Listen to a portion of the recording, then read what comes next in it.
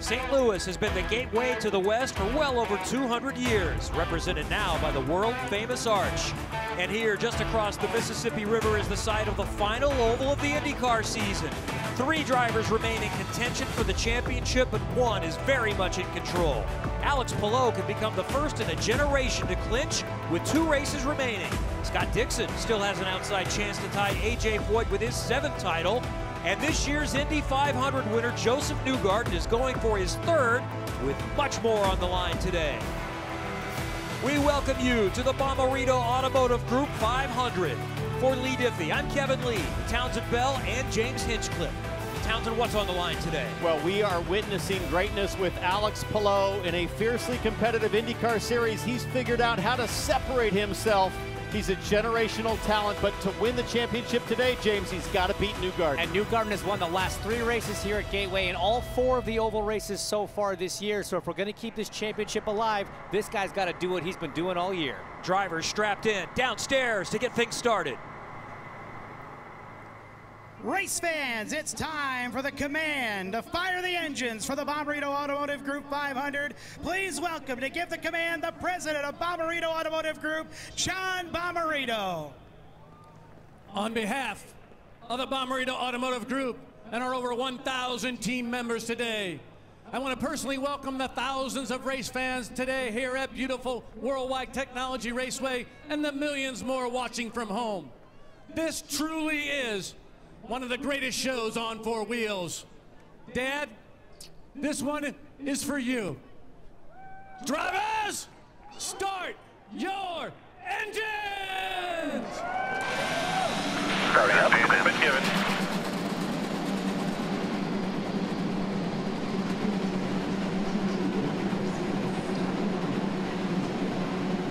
'28 pilots are strapped into their rocket ships, and right on the front row is the PPG Chevy.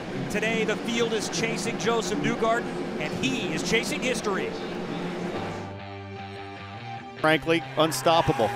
Joseph Newgarden out front. Pay respects to this man. I still got a tremendous amount of fire and motivation to win races, to excel. The PPG 375 at Texas Motor Speedway is won by Joseph Newgarden and gets his championship back on track. Joseph Newgarden finally wins the Indianapolis 500. Finally, Newgarden is an Indy 500 champ. I wanted to win it so bad. I knew we could. I knew we were capable. The king of corn country, Joseph Newgarden, wins the weekend, does the double in Iowa.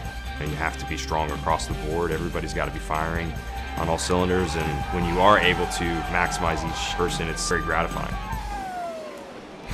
No one has ever swept an entire season with more than 1 oval race. Newgarden can do that today. It's time for the Bommarito Automotive Group grid. It's going to have fierce competition up on row 1. The sleeper could be Colton Herta. No stranger to big, bold moves on the high side. Watch that 26 Cambridge car. And then look at all 3 McLarens in there, the top 8. None of them have won so far yet this season, but all 3 of them are capable of doing it here today. How about row 6? 2 drivers looking for opportunity. Connor Daly filling in the number 30, and Linus Lundqvist getting his 3rd start as a rookie. Both drivers racing for full-time jobs next season. Teammates back in row 8, Erickson and Dixon, both have fast cars, but both had to take engine penalties after qualifying today. Look for them to be moving up the field. Row 11 is one to watch. Graham Rahal way back in the field. He finished 2nd in the last race at Indianapolis, and Kyle Kirkwood, the young American sensation, has 2 wins on the season. He'll be pushing forward fast.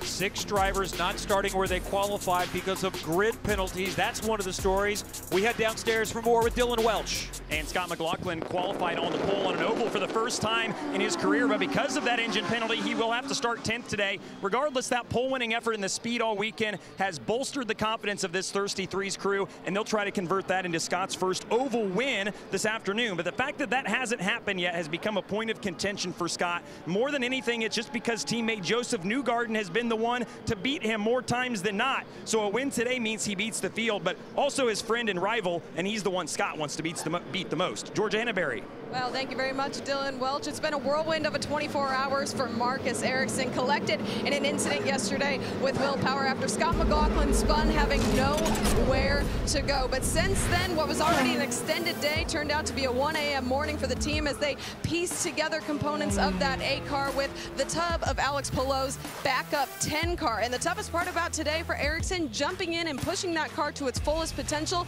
after it has not been on the track before. So with all that being said, he's going to roll off in that 15th position and had some mapping issues in that motor, but has since worked with Honda to get that situated ahead of this 260-lap race. Yeah, so we'll see a couple of American Legion liveries there, but note the Husky Ice Spritz and the 8s there as well. So we'll keep an eye on those 2 cars who are bunched up together. All right, now, guys, time for the Honda track preview. It's a unique oval in that the shape is challenging, 2 different radiuses, and the starts can be challenging here. As you see back in 2017, that's Will Power in the Sylvan Verizon car, and Ed Carpenter going up and over with heavy contact. Yeah, you don't use the high line a lot in practice, but you have to use it at the start of the race because sometimes leads to accidents like this, but sometimes you don't even make it to the start line before the crashing happens. I mean, this was total chaos, cars collecting cars, and then that was Zach Beach coming onto the scene with a massive impact into his teammate Alexander Rossi in the Napa car. So no guarantee of clean first laps here because opportunity is everywhere. If you're starting further in the back on the start, you can make stuff happen, and sometimes they get a little bit too optimistic. We saw the 3-wide salute celebrating the Indianapolis 500. Now they're going to get lined up in 2x2 formation. There's Barry Wanzer, the strategist, one of the team managers for Chip Ganassi Racing. We have the spy cam on the championship leader who could wrap it up today. And then Tim Cindric, the Team Penske team president, is the strategist for Joseph Newgarden, who still has a chance at the championship. 105 points back. Dixon 101 back, but it's going to take perfection. A win is a must today for Joseph Newgarden, and he would be in rarefied air that we will explain as we continue. Along with sweeping the entire season, Newgarden is looking to win for the 4th straight time at this track. That hasn't happened since Al Jr. in the late 80s at Long Beach, winning 4 straight on the same track. We talk about dominant drivers at tracks. You think Iowa for Joseph, you think Mid-Ohio for Scott Dixon. Crazy to think it hasn't been done since Lil Al. And a curveball for strategy in this race. Alternate soft red Firestone tires used for the first time on an oval race. They only get 1 set, but they have to use 1 set. The question is, when will they do it? They're not allowed to use the red tires on the start. And remember, there are fast cars coming from further back because of grid penalties, so keep an eye on Scott McLaughlin starting 10th in that Odyssey Battery Chevrolet. But up front, it's Joseph Newgarden trying to sweep the season, trying to stay alive in the championship. Drivers that have not won desperately want to win, starting up front, like Herta, like Award, like Grosjean, who hasn't won in a dozen years. Final oval of 2023. We could crown a champion. We could see history with Joseph Newgarden. Here we go from Gateway. Joseph Newgarden gets the early jump, trying to tuck in behind is Colton Herta, and now the McLaren's battling for position right behind. How about David Malukas in the red, white, and black car there around the outside as the caution flies for Benjamin Peterson, the number 55 AJ Foyt driver. Clearly hit from behind. Saying he got hit from behind, you see damage to the back of that car, you see damage to the front. Big contact there. As you said, though, David Malukas, the star of the start there, will be interesting to see what position he gets to take. Don't know where he thought he was going. Based on where the where he was when the caution came out. He's shown 3rd on timing and scoring for now, and I believe he might have been 3rd when the caution came, but it goes to the last timing loop. Yeah, he may have been 3rd on track, but if the previous timing loop, he was further back. Let's take a look at the start. You see Benjamin Peterson, the red car right at the top of your screen there. He's got Ed Carpenter behind him, it looks like. Ton of oil dry down low, and yeah, that is bizarre. Ooh, that was Ed right into the back of him? Ed just, yeah, maybe, here we go, on board with Ed Carpenter. Let's see.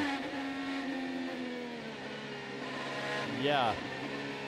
That's a tough break for Benjamin Peterson there. Well, and more than likely a drive-through maybe for Ed Carpenter coming, as you see Peterson was backwards at about 160 miles an hour. That's not a good feeling. So a quick reset will wind them up again. Coming up in a moment from Worldwide Technology Raceway. Under caution for an incident at the start of the race. Benjamin Peterson hit from behind by Ed Carpenter. Peterson is out on the hook, and the frustration continues for the AJ Foyt Racing driver. Let's take a look now at our track facts brought to you by GMR here for Worldwide Technology Raceway. PT getting it done back in '97 for the first race with Team Penske that year. There's been 14 races, IndyCar races here at Worldwide Technology Raceway. Team Penske's won 8 of them. Look at that margin of victory, the closest margin of victory here, less than 1/10 of a second. But since we've come back in the 7 races that we've done, the combination of all of the winning margins is only 4.6 seconds. Just to put that in perspective, the largest margin of victory so far this year was 16.8. Down to Dylan. We've run a corner of green, and already some drivers are mad at each other. Here's some Romain Grosjean radio. The 12 is going to come in front of you. It's 12 and then 28. The 12 was nowhere near. He wasn't here. He wasn't here when the yellow came. Trying to find out how they're going off of the timelines and when the yellow flew. So right now that's what they're calling it. So Grosjean dropped, I believe, 3 spots. Yeah, started 5th. He runs 8th right now. Team acknowledged when I talked to him earlier today, the starts have been a struggle for us this year. We've got to make sure we get a good one. Going backwards 3 spots is not how you want to start it off. And movers so far, Alex Palou, Scott Dixon, Takuma Sato, 3 Ganassi drivers have all picked up 3. Among those that have picked up 3 at the start. And I think in this situation, Kevin, the pressure is kind of gone from Newgarden. The pressure on Newgarden was just a nice clean start. He's got that. All the pressure now is focused on Alex Palou because cautions breed cautions. He's got to stay clean. He's got to stay out of the craziness mid-pack because Newgarden is going to control things at this point up front, and Palou just has to figure out how to not get pushed too far back. 71 points as they run right now, separating Palou and Newgarden. So that's a 30-point gap. Georgia, they're on pits. Among the first to come to pit lane and one of the first to put those alternate red tires on. They also filled it up with fuel, and he was down and away. So this brings up a debate that we had beforehand, and you guys had the idea here. So we'll see whether he takes the green with this as we see Ed Carpenter come in. He had the contact with Peterson. What are the scenarios here that Ferrucci can do? Well, to satisfy the tire requirement, you just need to do 2 laps. So Ferrucci could do another lap out of under caution, pit, dump those reds, and he's satisfied the requirement.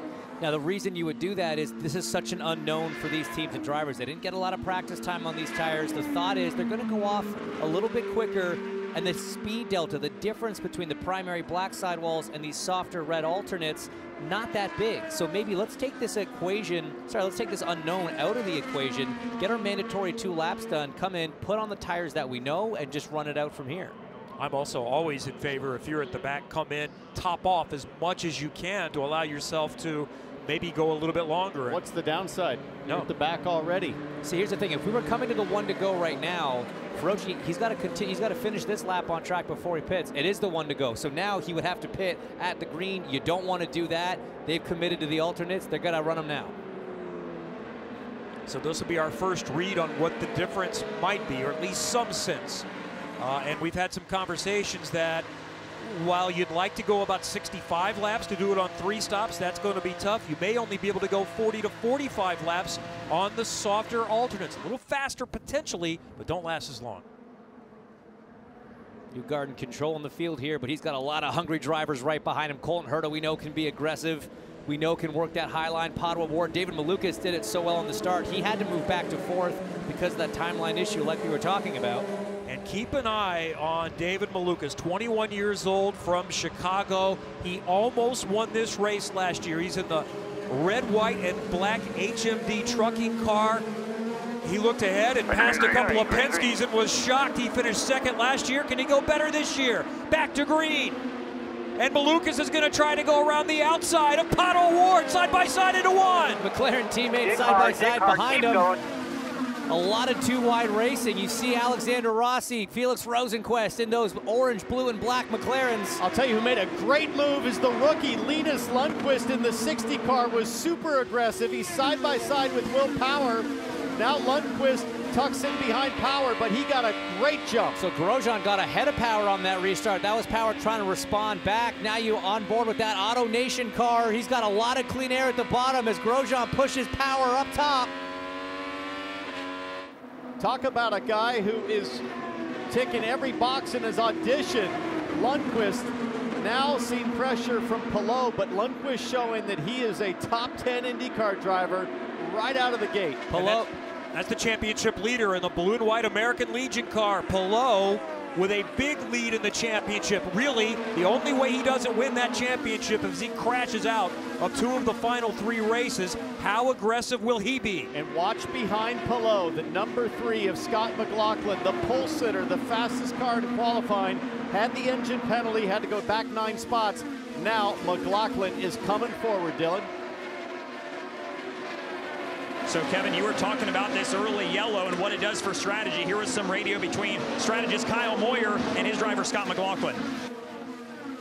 Okay, Scotty, you could open the door for a 3-stopper now. Save it. Yeah, but once you get tipped in it, we can save later.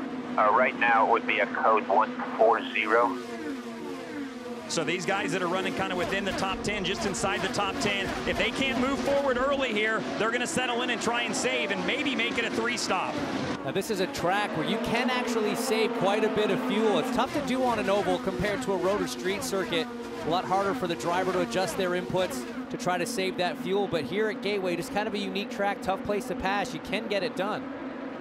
Felix Rosenqvist is now 4th, the first of the 3 Arrow McLaren cars in a row there. And Rosenqvist has a little bit of run on David Malukas for 3rd. For a moment, Malukas was challenging Colton Herta for 2nd. He's dropped back.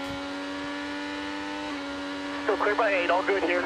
And I think upon Felix Rosenqvist. Gonna go grade 3 here, grade 3. And his spotter, I think I want to ride right now. Unless there is an easy gimme pass on a mistake from Malukas, save your tires. You got a long way to go. As you see the Firestone telemetry, Rosenqvist hitting 200 miles an hour on the front straight on a 1¼ mile oval. You got to remember, we talked about Malukas almost winning this race last year, finishing 2nd behind Newgarden. He started 12th. This year, started way up front, already getting himself up into the top 3. He could be a real threat all race long, Georgia. Just as you said, James, it's no surprise Malukas is going to be aggressive here. He described this race last year as the best day of his life. In practice one, they felt understeer early, but quickly knew where the changes need to be made. And their only crutch right now, they only got 5 or 6 laps on that alternate tire during practice. So still some unknown on how that's going to affect them eventually. But his confidence in willing to make these aggressive moves at the place he got his career best finish of 2nd last year is no surprise. I think a lot of teams in that same boat, T-Bell, not getting a ton of laps on the alternates. Some cars mixed it up within the team, made one driver run a long run on the alternates to get a sense of what they were going to do, but not every team could do that. Just watching the progress of Santino Ferrucci on the red tire. He's up a few spots since the restart, currently running in 22nd, but settling in now. We'll keep an eye on Ferrucci in about 30 more laps to see what the degradation's like. How much do those red tires start to fall off towards the end of a stint? Let's check back out up front on the driver trying to sweep the oval season and what the conversation is as we watch and listen to the 2 team. Had a little vibration from the start, kind of stable. After that, I'll probably go down 1 on fuel here. That team always so calm in their assessments of things, so potentially an issue, but they'll address it. I will never forget Newgarden's famous radio transmission in Iowa. I'm just chilling. Tell me if I need to stop chilling. And it sounds very much like Newgarden chilling at the front, in control. Something we've seen before on Pato Award's car in the Arrow McLaren's the amount of front wing vibration with the end fences there. You can see that front wing. I don't think there's been any contact, but for whatever reason, you see a lot of shimmy and shake to the tips of that front wing. Award running 5th, right in the middle of his 2 teammates. Dylan, what do you know? Well, Pato a couple laps ago came on and said the same thing. So I'm not sure if you can feel that when you're driving around here. I would have to think maybe it upsets things a little bit. But Will Anderson, the engineer, said, all good, no worries, we got a long way to go. So I think they're also not concerned about any sort of vibration they feel. Yeah, we heard some drivers talk after practice about vibrations on that alternate tire, that red sidewall tire. So once we see more drivers switch onto that, it'll be definitely something to keep track of. Is there a chance that that front wing harmonic is being caused by a tire vibration? It's certainly possible. Or is it aero? By the way, the contact at the start of the race with Ed Carpenter hitting Benjamin Peterson from behind, Peterson out. Carpenter has been assessed a 30-second stop and hold for avoidable contact. He served that. He is 3 laps down. Getting in a groove now from Worldwide Technology Raceway in St. Louis. Look on board, the high V of Christian Lundgaard. It's not been a strong start for Rahal, Letterman, Lanigan. Connor Daly is in for Jack Harvey, who was released. He's the best of the runners, but has fallen back to 17th. Graham Rahal has fallen back to 26th. And Lundgaard in 21st position right now. There's a look at the Custom Entertainment on board with Daly, who was by far the best in practice qualifying of this team. Connor doing a solid job to come in on short notice, try to score some championship points that could be very valuable for the leader circle. That is an annual payout for the top 22 in the championship, right at about $1 million on the line. So they've drafted in Connor Daly for his ability here at Gateway and potentially for the remaining races to try to win the money and lock themselves into that top 22. As you see the teams hovering, the 06 Helio Castroneves car, 14 is Ferrucci. Ryan Hunter-Ray also stepping in, replaced Connor Daly ironically, so a lot to play for here, James. So you see a couple points below the cutoff there is Connor Daly. So these finishes are important. These drivers who are all drafted in, we talked about Lundqvist in the 60, Daly in the 30, Hunter-Ray in the 20. These guys all know, look, yeah, they're racing for the best. The cutoff is right in between the number 60 and Connor Daly in the 30 right now. But these drivers, you know, they're going for the best result they can for themselves, but more importantly, the teams told them, look, we need to collect those points. So these are not about Hail Mary drives necessarily for those teams. This is about being steady, being consistent, and bringing home solid points over the last 3 rounds of this championship, because it has big effects financially for next year. Yeah, absolutely. Looking out the back of Linus Lundqvist here, the 60, that's Callum Eilert. Yeah, as soon as that's right high, Sounded like Giorgio Lundqvist is experimenting with his line a little bit and was trying the high line, but can't really make it work. Yeah, that is absolutely the case. And sitting right behind him, Callum Eilert. He finished 10th in practice yesterday and just had his best starting position of his career in 9th. And the team believes this strong run is a product of their test at Worldwide Technology Raceway just last week. No major changes all weekend long to the Hunkos Hollinger racing machine, but found some small setup changings that put him ahead of the curve with the lack of practice that they had. He started 9th, he's back to 12th now, but nonetheless, confidence is high this race for Eilert and the Hunkos Hollinger racing team. It's always a transition for drivers that come from a European background. He was a race winner in the top step right below Formula One, has been very impressive with pace on road and street courses, but it's still new, adjusting. And these short ovals, in many ways, can be harder than the Indianapolis 500. Well, yeah, when you only get 1 hour of practice before qualifying compared to Indy, where it's, you know, 40-something hours of practice, it's definitely a taller order. And he's with one of the newer teams, a smaller team, with a teammate that before this year had never seen an oval. And so it's a lot stacked against him. I think he's on the path like so many drivers that have come over from Europe, and I include Alexander Rossi in that, who raced in F2, raced in Formula One, never had any oval experience. It takes, I think, a good 2 to 3 years before you go from some trepidation and some distaste for ovals to all of a sudden falling in love with the art of driving, not only by yourself and qualifying, but working traffic, working the controls in the cars. And it just seems like once you get a taste of success, it flip-flops. And driver Will Power went through the exact same process. Took him several years, and then he won an Indy 500, won on a short oval, and called it one of the greatest accomplishments of his career to figure out the technique. I think Callum Ilott on a similar path right now. It's just such a different skill set, isn't it, Townsend? I mean, coming from a road racing background, hop under an oval in an IndyCar, almost, look, it's got the same seat, 4 tires, an engine, and a steering wheel, but the similarities about stop there. It's a lot more akin to an airplane race than a car race. You know, high speeds, 200+ miles an hour, working air, turbulent air, clean air, understanding all those nuances, and certainly the risk, a lot more like airplane racing as well.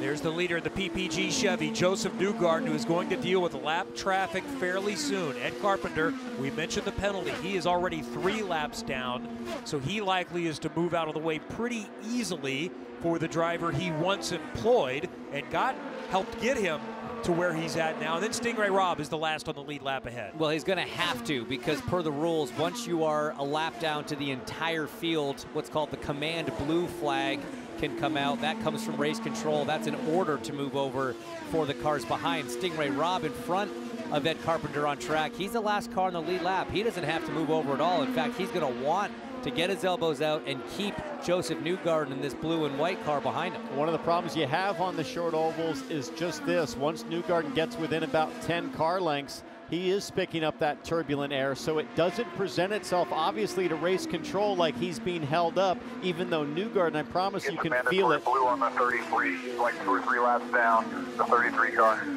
There you go, Tim Cindric reminding Newgarden the situation with Ed Carpenter, that he should be getting the mandatory blue, although I haven't seen it just yet from start finish.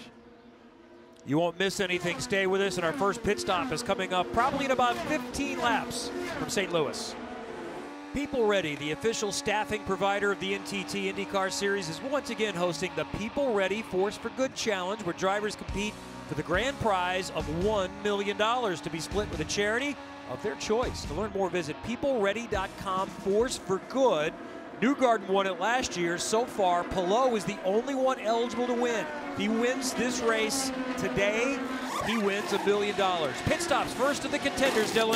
Takuma Sato is in, has been near the top 10. They will go to another set of primaries here. I think some of these teams are going to go to the Reds on this next stint, but Sato's the first in.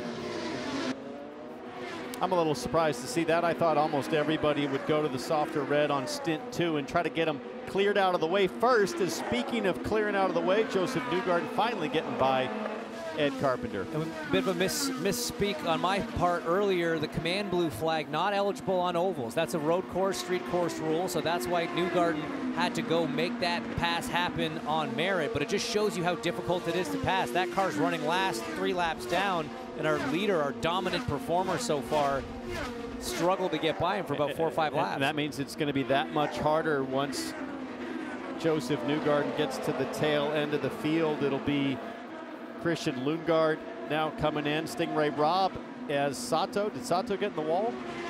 He's off the pace. Moving a little slowly for sure.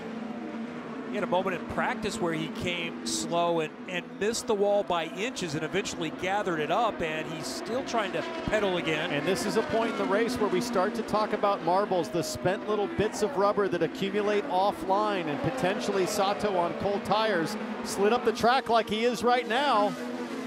That's a live shot, not a replay, but maybe that's what happened to him earlier. He doesn't seem to be making moves for pit lane. Let's try to take a look at a replay here. This is coming off of 2, yeah, way high. Coming off of turn 2 on his outlap. Doesn't quite get to the wall, but as you said, those marbles, those little bits of rubber that come off the tire, as we see a pass here, Colton Herta under challenge from Padua Ward in the black and orange car, and now Gilles Rosenquist, he's going through as well. That's 2 spots down This for Colton. is the part of the stint where you've got to try to hang on. If you're going to make it a 3-stopper for Colton Herta, the team's telling him to stay out, but I don't think he can. He's about to lose control. And right before this, David Malukas got by Colton Herta, so Herta is dropping like a rock. He has to bail and pit, and now the problem is if a caution comes out after you pit, your chance is likely over. Yeah, you can lose a lap. You will lose a lap pitting under green to the leader, Newgarden, and it commits Colton effectively to a 4-stop race. Dylan. So on the radio, Colton Herta was talking, or was getting instruction from the crew to save the right front. So that was kind of the instruction for him. They'll go ahead and just put another set of primaries on here and send Colton back out, but was dropping in a hurry. They wanted to get him in and get some new tires on. I know we heard Tim Cindric telling, no, sorry, not Tim Cindric. It was the Thirsty Threes we're talking about making this a three-stopper from here. Guys, based on tires, I don't think that's going to be possible. Remember, we had 9 laps of caution, and we're still coming in before these cars are running out of fuel. As your championship leader, Alex Palou, on your screen, is down on pit lane. Dylan. And I believe they have got the alternates laid out. I just went down there and checked, and that looked like what they were going to maybe do. And we'll look here, and indeed. So here we go. Palou's going to put the alternates on, Firestone's on, waiting on the shell fuel. He's down and away. So this will be our first true test. We'll see what the alternates do in race conditions. And I think a great test of what does Palou's degradation look like on any tire. Palou not going far enough to make it a 3-stopper. If Newgarden can stretch this thing, it's sending a strong signal that Palou might be finishing at the back of this. Eilert, we understand, might have hit the wall as the crew member checks the right front suspension. Indeed, he did. Brushed it coming off a 2. Side by side with the aforementioned Sato there. Yeah, going back to Sato, when he got up into those marbles into that dirty track, it gets damage. Stuck offline. Oh, he's debating whether there's damage to the car, it sounds like. But Sato, you get those marbles on your tire, and it's like driving on marbles. That's why we call it like that. That's why for so many laps he was slow until he could get it cleared up and get the grip back. Kevin DiFrancesco in the pits, and Elio Castroneves, that black and pink car down at the bottom of your screen. Now one of the McLarens on pit lane, as is Scott McLaughlin. Definitely abandoning the idea of a 3-stopper and a close exit there between the two. That's Felix Rosenqvist in the Arrow McLaren coming in. Dylan? Everybody's coming in here. Felix Rosenqvist will get another set of primary Firestones. Scott McLaughlin's right behind him. They go with the front wing change and a set of primaries as well for McLaughlin. It looked like maybe just a little bit of a slow stop on the 3 car. So still a little early for O'Ward and McLaughlin to make it a 3-stopper. Meanwhile, Newgarden, Malukas, Roman Grosjean, and Will Power, Scott Dixon all staying out. I think they're looking for lap 65 if they can get it that far. No, Newgarden in 2. This is generally good enough, though, to be able to get it home with just a little bit more caution, Georgia. Yeah, Joseph Newgarden, race leader, came to the attention of his crew. They put 4 Firestone tires on the PPG number 2. It looks like the Reds. They also filled it up with shell fuel, and he is on his way. And that is a break for Alex Palou, knowing that Newgarden is probably going to force stop as well. So probably some relief on the timing stand of the number 10 Chip Ganassi team. Newgarden will probably run a shorter stint on these Reds. Here comes Grosjean. And it looks like Callum Eilot's come back into the pit. They're looking close at the right rear corner. Georgia, what can you see down there? Well, Callum Eilot actually told his crew, I need to come back in, and this time we need to check it properly. The crew came back and said, yes, come back in. We don't want to risk anything. Yeah, it's the right call. I mean, it does not take a lot for these cars to get damaged, and once a little bit of alignment is off on these ovals, and at these speeds, it can be catastrophic. And there's really nothing the team can do to get it back into the window on pit lane. You'd have to go back to the setup pad, make sure that the toes and the geometry are square, or at least to the settings that you want. Dixon right now on your screen, the blue and orange PNC Bank machine for Chip Ganassi Racing. He's so this guy's pit. making it work. There's lap 65. And Will Power as well, and here he comes into pit lane. We'll be interested to see which tire compound he goes with. Will Power, the leader, is in as well. You can see on the side of the pylon those little arrows, black representing the primaries, reds obviously the alternates. Let's see what these two go with. Looks Georgia. like Will Power will go black tires and Dixon the reds, Georgia. Absolutely. Both of these teams, Will Power now in. He's going with those Firestone black tires. Dixon on a little bit of a different strategy, going with the Firestone alternate tires. Will Power away. Dixon also away.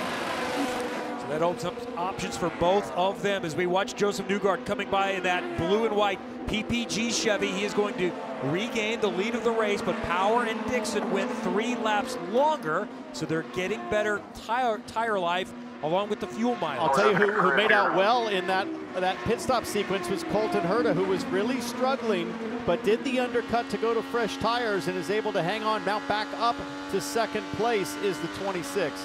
The undercut Townsend's talking about, that's when you pit on the earlier side, get onto those fresher tires sooner, and you can run some very quick lap times as the cars that stayed out drive around on older rubber and they're a bit slower. Now we get a read. These are the softer red tires on Pato O'Ward's car. Let's just ride for a couple laps and get a sense. Do these have that much more grip? It sure looks like it. Yeah, this is a great back-to-back for two cars, similar speed, running together before the pit stop. But in this line of traffic, you see the lap cars up in front of Colton Herta. Watch Pato. He backed out way early going into 1, trying to get a run into turn 3. I don't think it's going to be enough, but he's slowing up the entry, working on the exit. It's all about your timing. Passing on ovals is all about timing the acceleration off. Sometimes that comes from backing up the entries and then really focusing. That was a good run off of 4, but it's still not enough because Colton's getting the tow from the cars in front. Just one thing to note, we saw Ferrucci early on under the caution go to the Reds. He's already made his second stop, but he went 54 laps on those alternates, and his lap times were okay. That's not bad considering what we're seeing on the primaries. Pato taking a look. I thought he might have a run. He ducks out, still not enough. Pato O'Ward working, here he comes. Colton got high, Colton slid offline. Up he goes, and past goes O'Ward. Well, let's see if Colton wants to hang it on the outside. No, he said he's battling some understeer in that car. The front tire's just not gripping the way he wants. Because if Colton Herta stays high, what does he find? Marbles. Dirty track. Pato O'Ward has finished second here 2 times, looking for his first win of the season. And then there's David Malukas, 4th right now, who was the star of the show late in the race last year. Caught up to everyone other than Joseph Newgarden. He's trying to chase him down again, working on Colton Herta on that black and yellow Gamebridge car right now. You won't miss anything non-stop as we continue at a frantic pace in St. Louis. Kevin Lee, James Hinchcliffe, Townsend Bell at Worldwide Technology Raceway for the Bommarito Automotive Group 500.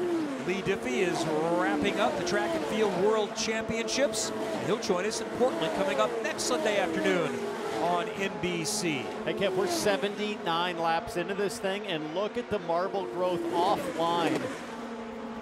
It's all ball bearings these days. That's what it feels like when you ride on top of the spent rubber with your Firestone race tires. It is slippery, it is unforgiving.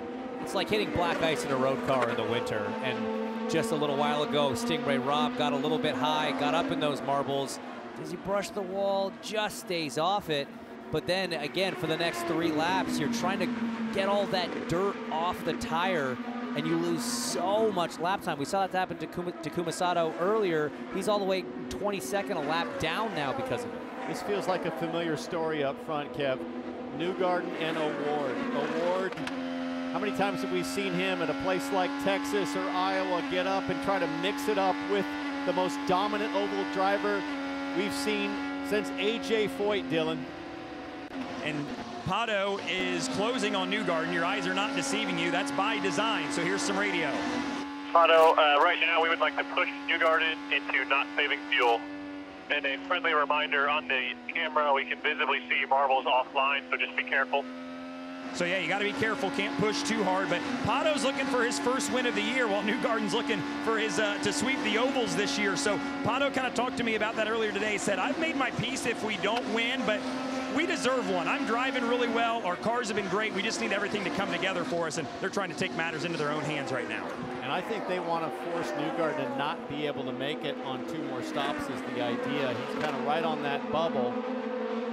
Pitted on lap 63 to Joseph Newgarden, but that first stint, of course, had 9 laps of caution. And O'Ward was the big winner in the first round of pit stops from 5th to 2nd. We also saw Marcus Ericsson 14 before his stop, and now is up to 6th. Callum Ilott also is out of the car and done for the day. So he's been very promising on the ovals this season, but is not going to get a result here in the final one of 2023. It's been the other side of things for Joseph Newgarden, trying to sweep the season. No one has ever won every oval race if there's been more than one in a year in the 100-plus year history. And Joseph came in to this race having led 469 of a possible 950 laps on ovals so far this year. That's just under 50%. Now with 85 of 260 notched up to him. Well, I guess Will Power led a couple during the pit sequence, but he's led 80 so far. That puts him over 50% of the oval laps led so far this year. And just looking at the gap behind Pato O'Ward, I don't think Newgarden's under any pressure to try to force his way through lap traffic right now. He's just going to ride, manage his tires on the softer compound, try to get a sense for how far can he go on the reds. You see that graphic down in the lower left-hand side. This is all about the championship battle. Alex Palou needs to leave here with a 109-point gap to Joseph Newgarden if he wants to clinch here in Gateway. Right now, as they run, it's 76 points. A big chunk being taken out by Joseph Newgarden if he wins this race, with Palou running back down in 8th position. Newgarden can stay alive by finishing ahead of Palou, but to have any chance of winning, he's got to go big. I mean, he's got to win races, and he's got to hope for big problems. You get to Portland and Laguna Seca to end the season, and the advantage most definitely swings towards Palou and Chip Ganassi Racing. So I don't think Palou is particularly worried right now. He knows the law of averages. In fact, I think we've got a graphic here to just help understand how dominant Newgarden is. This is career average finish by track type, but then again, it swings back to Palou's advantage in terms of career average on the road and street circuits, and that's where we'll finish in the IndyCar Series. 2 road circuits to close out the year. But this is why I'm going to go back to something you said earlier about Joseph Newgarden saying, well, there's no pressure on him now once he got through the first lap. I disagree. I think the pressure's 100% on him. There's no pressure on this man, Alex Palou, in the blue and white car, because he can just sort of ride around. Newgarden needs to win if he's going to have a realistic shot at taking this fight any further. I said the pressure was on Palou on the restart to keep his car clean. Once things settle in, I agree with you, he can manage, but it's the chaos of a restart. As the marbles grow, oftentimes we'll see more incidents as this race develops, as drivers get pushed up on the marbles. That's where Palou's got to be careful. Let's look at that black and yellow Gamebridge car running in 3rd as you go back and you see Palou for just a moment.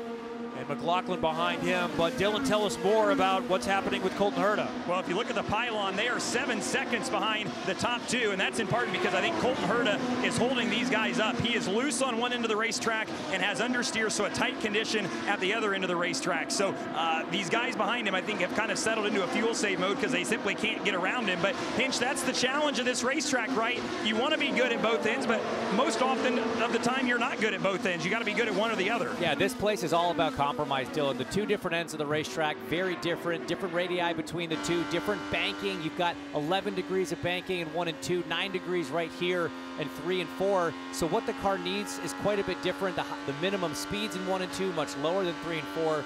1 and 2 in a lot of ways is a lot more about the mechanical balance of the car because you're going a bit slower. It is a bit of a tighter corner. You're turning a bit more. And then you get to 3, 4. It's faster, a little bit more about aero balance. Yeah, you wonder, well, how did they come up with that shape in the first place? I have a theory that the track designers were influenced by the Gateway to the west. If you look at the arch, amazingly, it is almost the exact width, base to base, 630 feet side to side for the arch, right about 630 feet side to side on both ends of the track down in 1 and 2. So circumstantial coincidence? I don't know. I think there was some existential powers at work there. It sits I'm calling it the arch corner from now on. It sits in the shadow of the arch, so it's very possible. But yeah, that compromise end-to-end can be such a challenge, and that's what Colton's dealing with right now.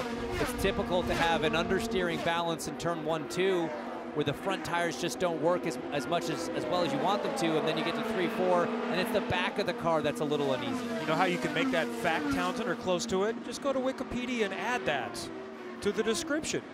I'm gonna have a third party do that. Russ, we got a week, Russ. Let's make it happen.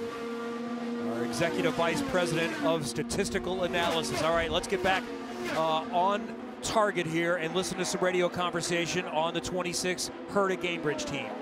I don't understand what's going on. Are we trying to 3-sub or 4-sub? 4.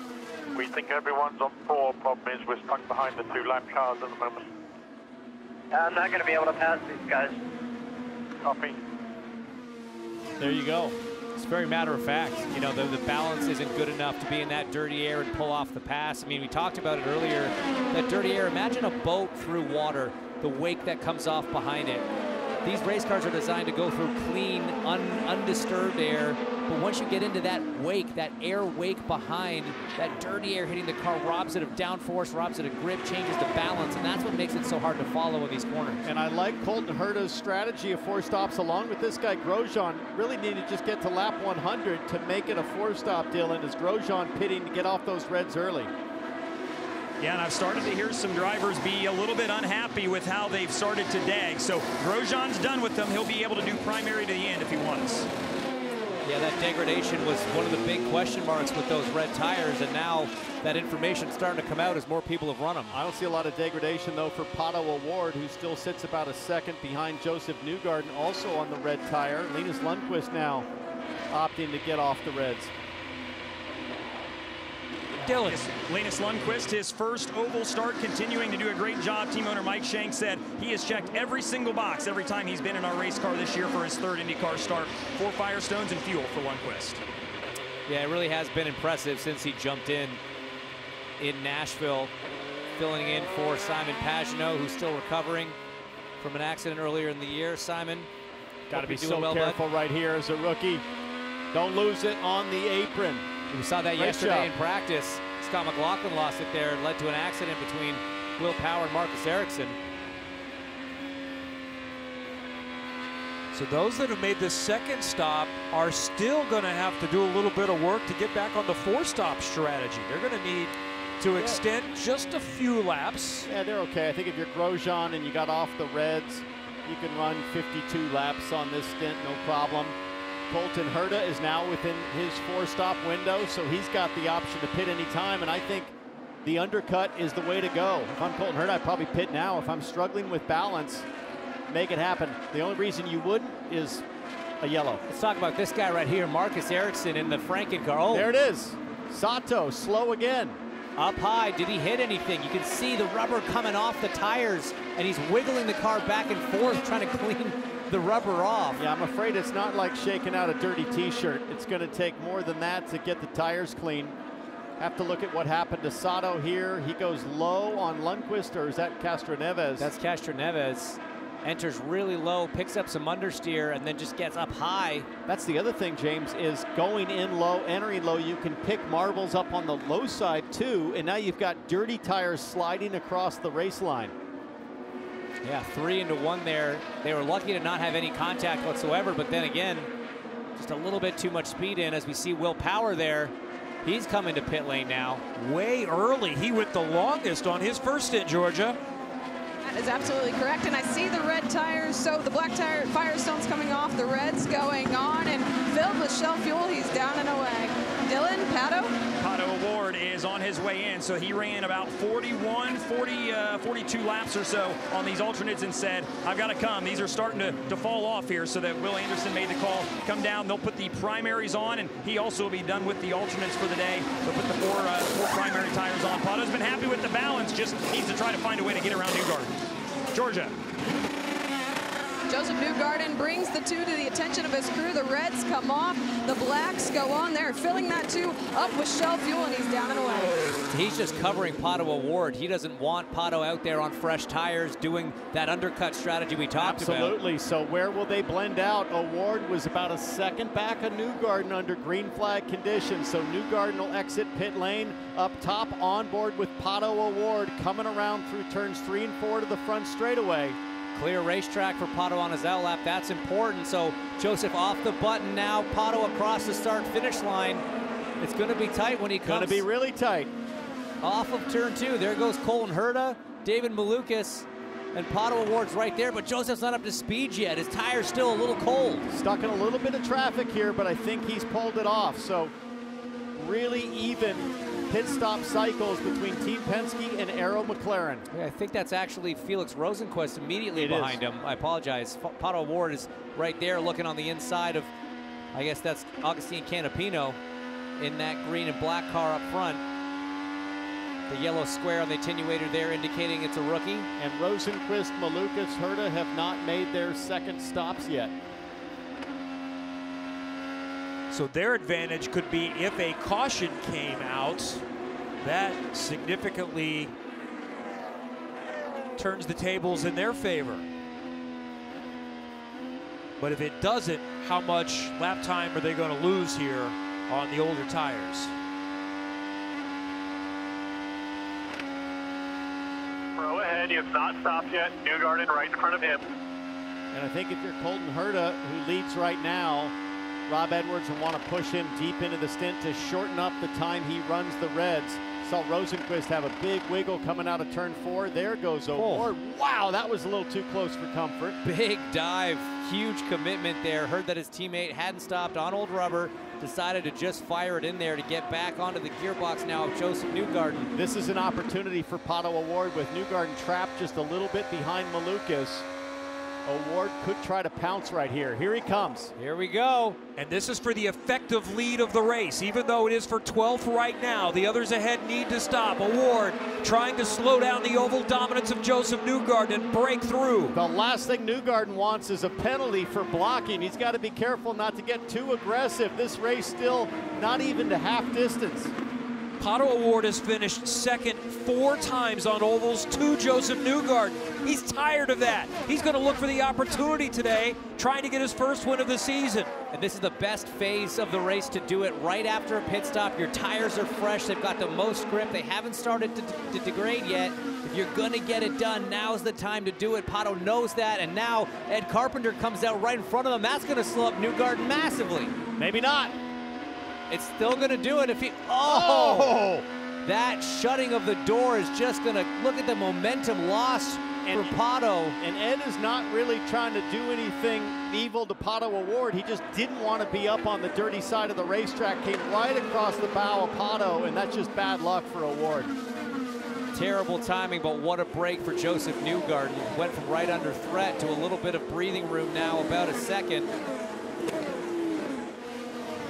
Really surprised that Colton Herta, who was struggling with the balance of his race car 20 laps ago, is still out there hustling at the lead. Maybe it's working a lot better in clean air. And one thing he might want to keep in mind is that Romain Grosjean, a teammate, did his red stint and only made it 33 laps. I think that's exactly what they're thinking, Kev. It's a great point. Colton Herta trying to shorten up that More pit stint. stops coming up soon here on NBC. You likely had your mobile device handy, checking timing and scoring, onboard cameras and more, but also grab it and enter the QR code on your screen to enter, courtesy of Hy-Vee and Gatorade, for a chance to win a Corvette, one of 4 actually, all season long from Hy-Vee. Worldwide Technology Raceway in St. Louis, the site of the final oval of the season. 2 more to go, both on road courses. We could crown a champion today. We could see history with Joseph Newgarden as well. We've had second pit stops going through the only cars that have not pitted for the second time. Scott Dixon, the leader, Kyle Kirkwood, and then Augustine Canapino back in 5th. So Newgarden is still the effective leader of the race. Dixon and... Well, Dixon, I want to say Dixon Powers behind him. Powers already pitted, but Dixon went quite long on that first stint as well. So this is not new territory for him. So I think that's important. If Dixon can go 10 more laps here, he's on a 3-stopper. And if he does that, he's 14 seconds ahead of Newgarden on effectively the same strategy. They would both make 2 more stops. Could we see the Indy GP all over again, where Dixon got mad fuel mileage and surprised everybody? Yes, we could see that again. That's exactly what Scott Dixon does. Kyle Kirkwood in. So that takes Kirkwood probably out of the 3-stop strategy. Scott Dixon stays out. He's got to hang out for 9 more laps. He's got the reds on too. Georgia, Kirkwood in.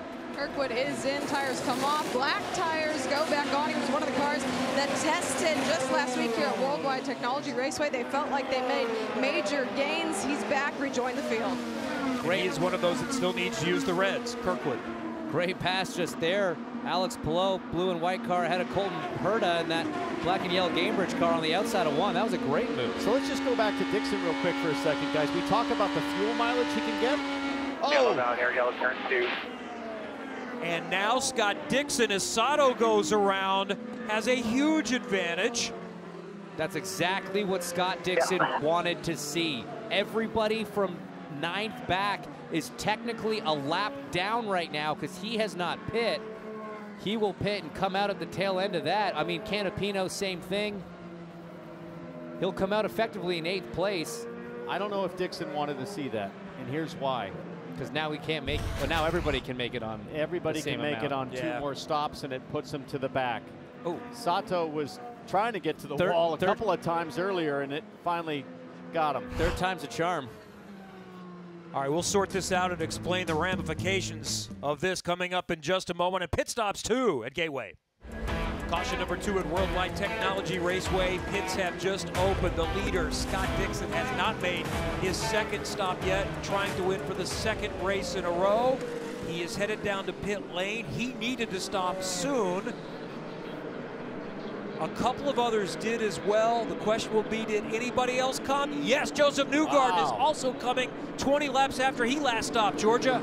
Absolutely, and the team asked Joseph before this stop, what do you need? Joseph said, I need a little bit more wing. Those tires came off. The black tires went on. Scott Dixon already in the pits as well. The red tires, the alternate tires, those are off. Black's back on. Dixon is down on pit lane. I did not see that coming. Newgarden coming in. We've seen in the past here how much fresh tires mean. Dylan. A couple other cars in. You see Marcus Ericsson is in. Scott McLaughlin in at the bottom of the screen as Ericsson's got a problem there on the top of the screen. McLaughlin didn't get a chance to run the reds in practice, so this is a break for them to be able to get them off after just a couple laps. Where all the wheels attached. Left rear of Ericsson was not on the race car.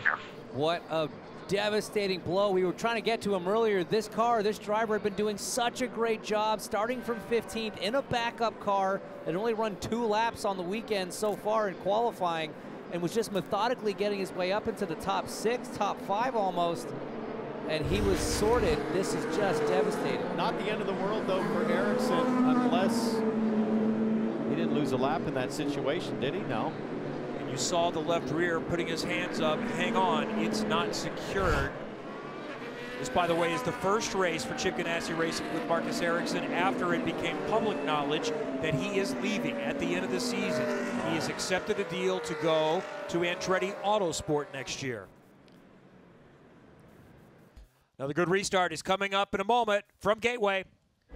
You're watching NBC's coverage of IndyCar, brought to you by Hy-Vee. This racing season helped Hy-Vee reach their goal of 100 million meals by visiting Hy-Vee.com.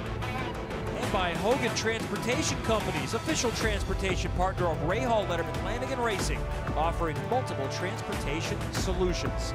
Kevin Lee, Townsend Bell, James Hitchcliffe, Georgia Henneberry, and Dylan Welch at Worldwide Technology Raceway in St. Louis. 2nd caution. We've seen pit stops and some interesting moments on pit lane. Let's see what happened with Agustin Canapino a moment ago. So there's the Ericsson car we saw with the problem. Oh boy. And then Canapino at the same time with an issue, and that's one of David Malukas' crew members expressing displeasure. Yeah, he was doing the stomp on the nose of Canapino's car. Not happy at all as we get a replay of Sato into the turn 2 wall, and the pink car of Kyle Kirkwood coming right out of the pits at that moment. And you just see he's having to dodge the stricken cars. He's right on board now. Yellow, stay high off the stay high. It's not what you're expecting to see when you get off PLC. You're trying to accelerate as quickly as possible as a car broadside right in your path. Good job from Kirkwood to get around that. So after you've just pitted, you would prefer not to see the caution. We were debating whether this is good or bad for Dixon, as we see now cars coming down to pit lane that had not been on the lead lap. So they first get the wave by, back on the lead lap, and then Power, Palou, Herta, and many others will be on the lead lap, but behind, they still all line up 11th and further back is where this group will start. One of the cars that came back in is Marcus Ericsson. He's 2nd in line right now behind Graham Rahal there, so he came back in to top off again after his problems. There's the championship leader, Palou, away cleanly. Grosjean side by side there with one of the McLarens. I think that's Rosenquist.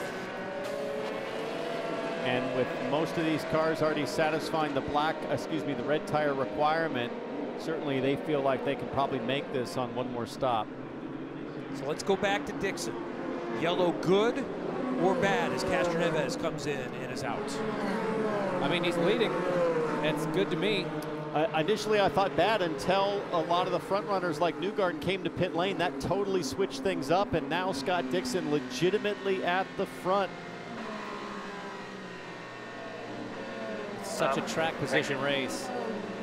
It's a bit of a lucky break, but a great call. Here's a replay of that. Coming to the pits. Oh! Almost got into Alex Palou. Can you imagine if Alex Palou got taken out of this race on a yellow flag pit road run? And Rosenquist down into the dirt there. With that, I mean, normally it's pretty obvious if cars are pitting or not. This was sort of one of those, not sure, maybe you were trying to fake it, and Rosenquist trying to get the drop on Colin Herta. So you've heard the term liquid courage. We're about to see rubber courage because the track has been swept. Everybody is on new tires.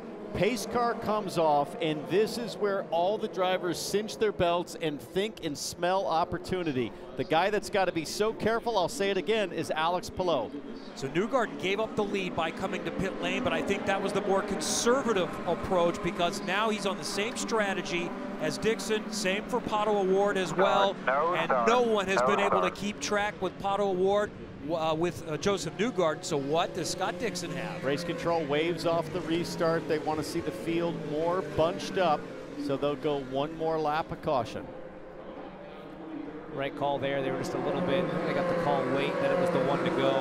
Back in the field, still a little bit too far back. So now take another run at it. But yeah, I mean, it's a great call from all these teams, really. I mean, Dixon's got himself to the point, but Newgarden's still on fresh rubber, full tanks, and he's just been so dominant. 2 weeks ago at Indianapolis on the road course, Scott Dixon won a race for the 19th consecutive season, extending his record, 54 all-time. Only AJ Foyt has more. He did that with strategy.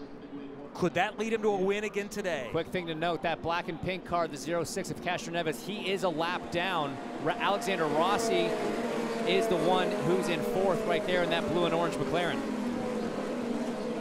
Dixon, Newgarden, O'Ward, Rossi, fifth in line, fourth in the race. McLaughlin, who won the pole but had it taken away with an engine penalty, is fast back there in fifth. Here we go again. And Pato O'Ward is trying to go to the outside of Joseph Newgarden. Dixon gets a good start. Newgarden holds up for second. And there's David Malukas in that black and white and red car trying to find some spots. High side for Scott McLaughlin in the red and white machine, but it was 4 wide before, as we see now. Oh, they touched! Going for the lead. Pato O'Ward into 3, can't make it happen. Hip check between O'Ward and Newgarden at the battle for second place. That was close. And O'Ward is mad. I think he's got reason to be. That was a little bit aggressive from the two. I said going for the lead. Yeah, I'm corrected. Yeah, going for second place there. Scott Dixon kind of running away into the lead now. But that was a close call. I understand, man. We saw it. McLaughlin and David Malukas still going at it. Malukas now coming back to the high side. These two might touch. They battled at the end of the race last year. To say a repeat of a year ago, and like a year ago, the young David Malukas pulls off the outside move on McLaughlin. His comment after the race last year was, I looked up and they were Penske's and I passed one of them. He just passed another Penske. David Malukas is charging. Got a couple McLarens lined up in front of him now. That's Alex Rossi right in front in the blue and orange. Then you've got that lapped car of Elio Castroneves before Pato O'Ward running up in third place. Remember, McLaughlin qualified on pole. Your fastest qualifier had to take a penalty for an engine change. Started down in 10th and slowly making his way up into this race.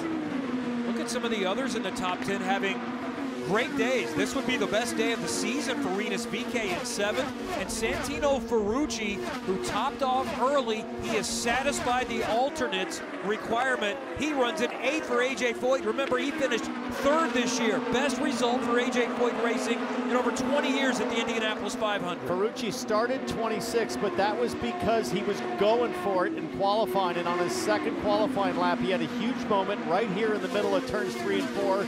He walked the car up the track with his hands, kept it out of the fence, but he had the speed. Meanwhile, Dixon starting to feel some heat from the PPG car, Joseph Newgarden. And look, these drivers can do this on one more stop, but it's not going to be easy to do it on one more stop. It's going to take a bit of fuel saving. It's going to take a bit of tire conservation to make that happen. I think it's going to be difficult. So we're going to see. We're going to see what happens there late in the race. This is something I'm watching right here. The number 12 of Will Power. We're looking out the back, but out the front of Power is Alex Palou. Remember, Will Power is teammates, Team Penske teammates to Joseph Newgarden. He knows if he can put the move on Palou, that puts the points championship even tighter. Right now as they run, Palou is 69 ahead of Scott Dixon, who would be ahead of Newgarden, and 81 back is Joseph Newgarden. Big defensive move right there from Will Power on Felix Rosenqvist. Felix on those reds. Got a little bit of extra grip fresh off that restart.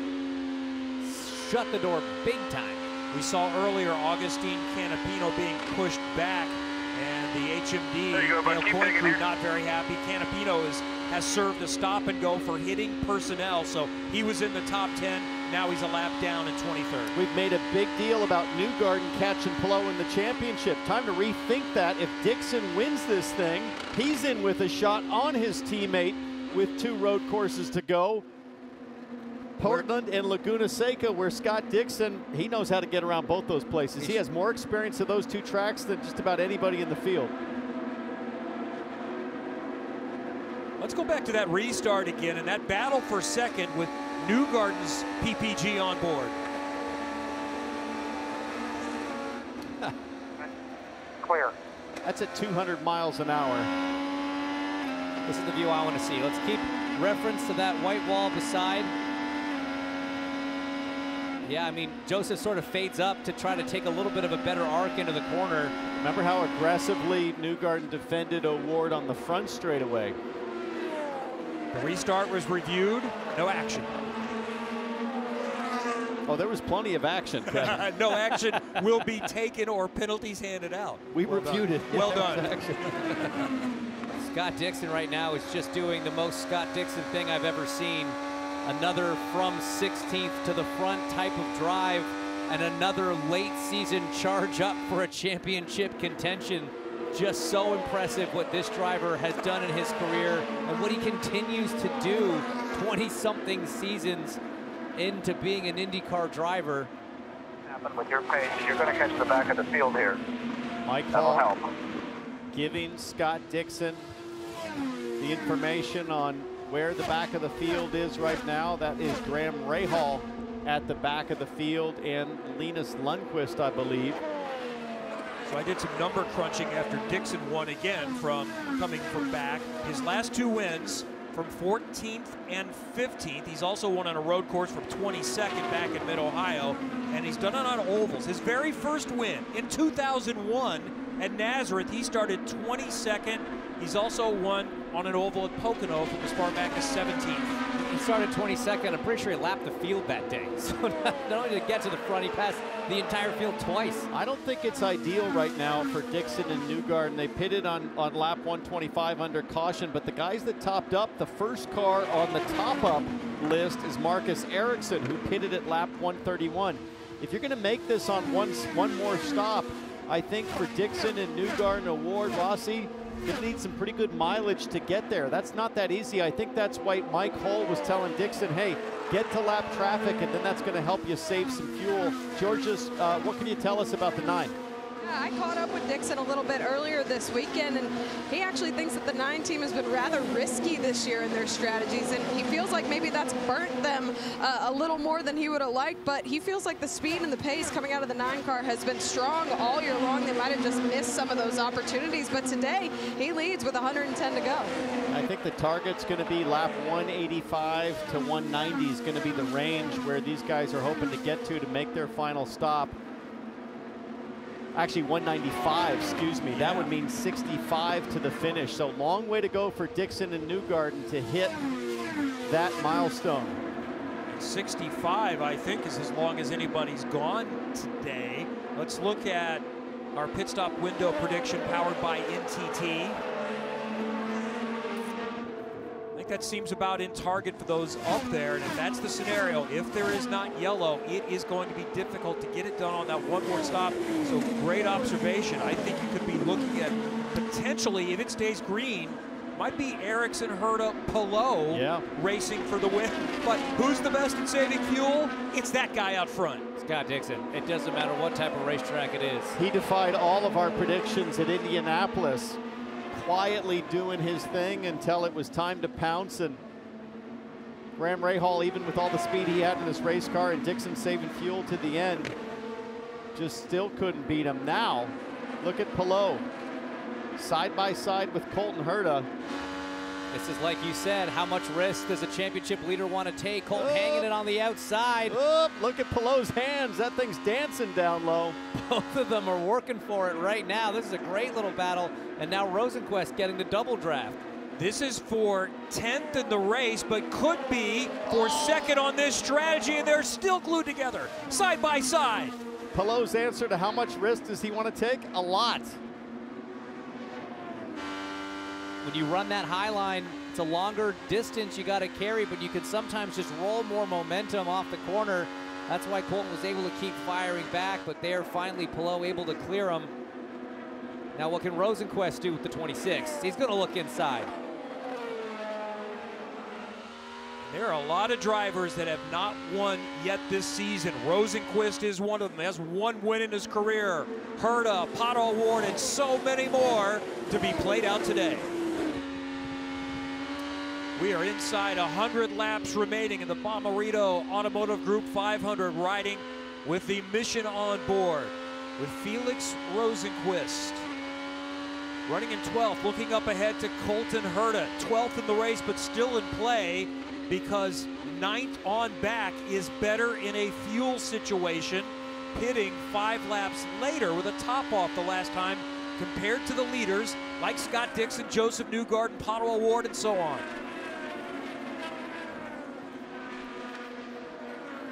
Couple of Ganassi teammates there too. American Legion cars inadvertently, the leading one there with the red end fences on the wings. That's Marcus Ericsson, driver of the 8. Palou in the blue and yellow, or sorry, the blue and white car behind him.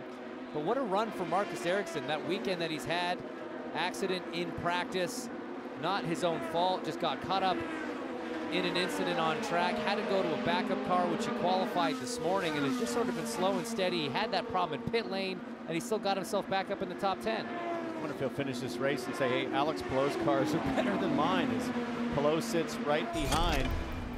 Here's what Hinch was talking about yesterday. Will Power into the fence when his teammate Scott McLaughlin spun coming off pit lane. Ericsson with nowhere to go could only watch as that beautiful red and white Husky car was replaced with the blue and white Be the One American Legion car, and then trouble on pit lane. The left rear comes off, but Ericsson does a great job to just lock it up and stop, let his team reset. And now he's in the best position, Kevin, on fuel relative to the leaders. Well, it may turn out to help him, because had he not lost the track position, they probably wouldn't have come in and topped off. Oh, wow. This is unexpected. Pato O'Ward coming in. Dylan. Yeah, and so they're going to have to make another stop with 96 to go. They're not going to make it to the end here. Pato just, I think they're just trying to do something different. They've kind of just plateaued and run in that 3rd spot. So Pato will put, again, another set of sticker primaries on behind him. His teammate, Felix Rosenquist, he just completed his run on the alternates. So they'll get done with those and put a set of primaries on for the 6. I like the idea. If you don't think you can do it on one more stop, and you're hoping others struggle with it as well. Here's another one that knows he can't make it. Newgarden in. Georgia. Newgarden makes his way to the attention of his crew. The Firestone tires coming off, the sticker blacks going back on. They're going to fill that Hitachi Team Penske #2 up with Shell fuel, and he's down pit lane. Got to think Dixon's going to come in now to cover on that strategy. Well, that's going to be stretch it. I mean, that's just it, right? He's got to cover. I think they stay with what they're doing, but I think those behind said, if we do the same thing Scott Dixon is doing, we're not going to beat him. We need to do something different. Yeah, but if Dixon stretches this, they're now a lap down to Scott Dixon. You're not going to out Dixon, but he is going to have to save an awful lot of fuel, and it's going to be awful hard on tires. No one seems to be able to do it. as we watch Scott McLaughlin now into pit lane, Dylan. So a couple more cars. Alexander Rossi was right in front of him. McLaughlin just has struggled with the handling these last couple of runs. I think they're going to make a big front wing change here. Sticker set of Firestones going on, and you see it 2 turns for McLaughlin, just trying to get the balance a little bit more in the window. Alexander Rossi a little bit further down pit road as well, been fairly happy with his race car. Alex Palou in as well. They told him he's on a different strategy, but they wanted him under green to go track down Ericsson to try to be the leader on that alternate strategy, Georgia. David Malukas also on pit lane. Sticker blacks off, sticker blacks going back on. They filled it up with fuel, and he's on pit lane. Interesting. I mean, Dixon has not come in yet. He's had a couple tours. He's going to try to do it. He's got 25 more laps to go if he's stretching this thing. How much fuel is the master trying to save? I love what you said earlier. You're not going to out Dixon. No truer words have ever been spoken. You're not going to do it, but I just wasn't sure if because of the track position they'd inherited with that other yellow, he was keeping Newgarden behind him. So why not just cover him, stay on the same strategy? It's an interesting call here, Georgia. What do you know from down on the timing stand? Well, it's been a little up in the air whether or not Dixon was trying to save fuel, but more and more they're telling him work on that number. Everyone is doing the same thing that you're doing. Just keep working on it. You're doing a great job. Well, let's see if we can pull up telemetry. We don't have an onboard for Scott Dixon, but we do have Firestone telemetry. So let's watch that throttle trace as he comes through turn 4. How early does he breathe it? Pretty big coast phase there, James. That's a huge coast phase. I mean, is there a chance he can do it? Yes, of course there's a chance. This is Scott Dixon. This is the 9 stand. Starting getting ready to bail. Good job. And what I also think he can do now, without Newgarden and Pato O'Ward pressuring him, he can back it down even more. So we'll keep an eye on those lap times. 27.1 right now. Ericsson a 26.4 last time behind him. Herta 26.5. You just heard Mike Hull say Herta is about to bail. So that's amazing. I find it amazing that Joseph Newgarden and Pato O'Ward would pit under green with an extra stop and hand Dixon the ability to do whatever he wants almost on fuel save. But what if a caution comes out soon and Dixon feels like he has to go ahead and pit? Now, yes, O'Ward and Newgarden are trapped a lap down, but they'll get back on the lead lap and they could race their way back through. Guys, we've had a couple fuel save races so far this year, and there has been one underlying truth. Hondas have had better fuel mileage in these extreme save conditions. We saw Penske come in, we saw McLaren come in. Who do we see at the front? A Honda with Dixon, a Honda with Ericsson, a Honda with Herta, 2 more with Grosjean and Kirkwood.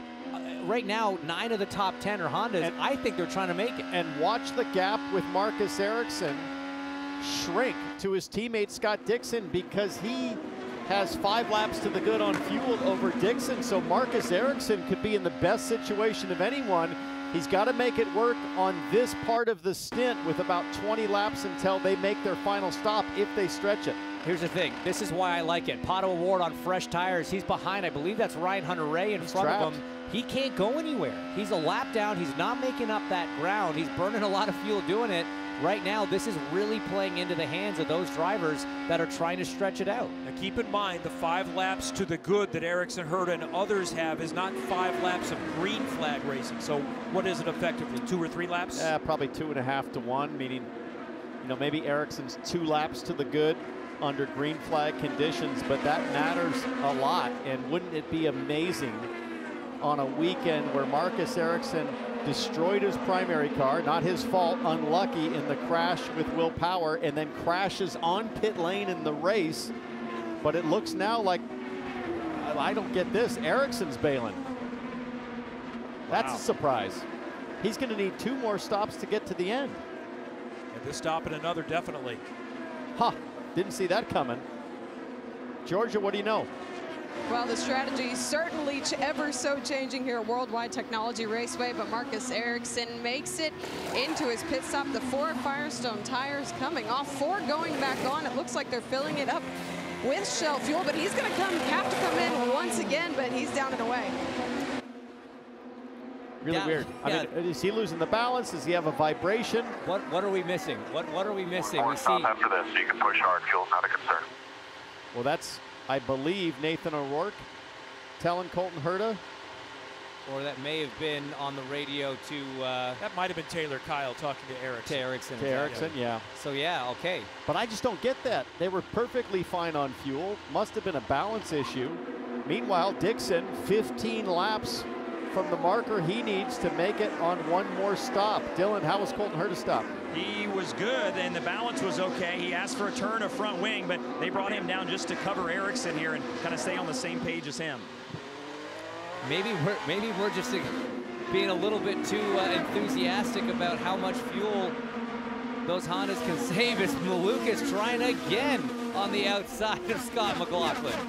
It's the battle for 10th.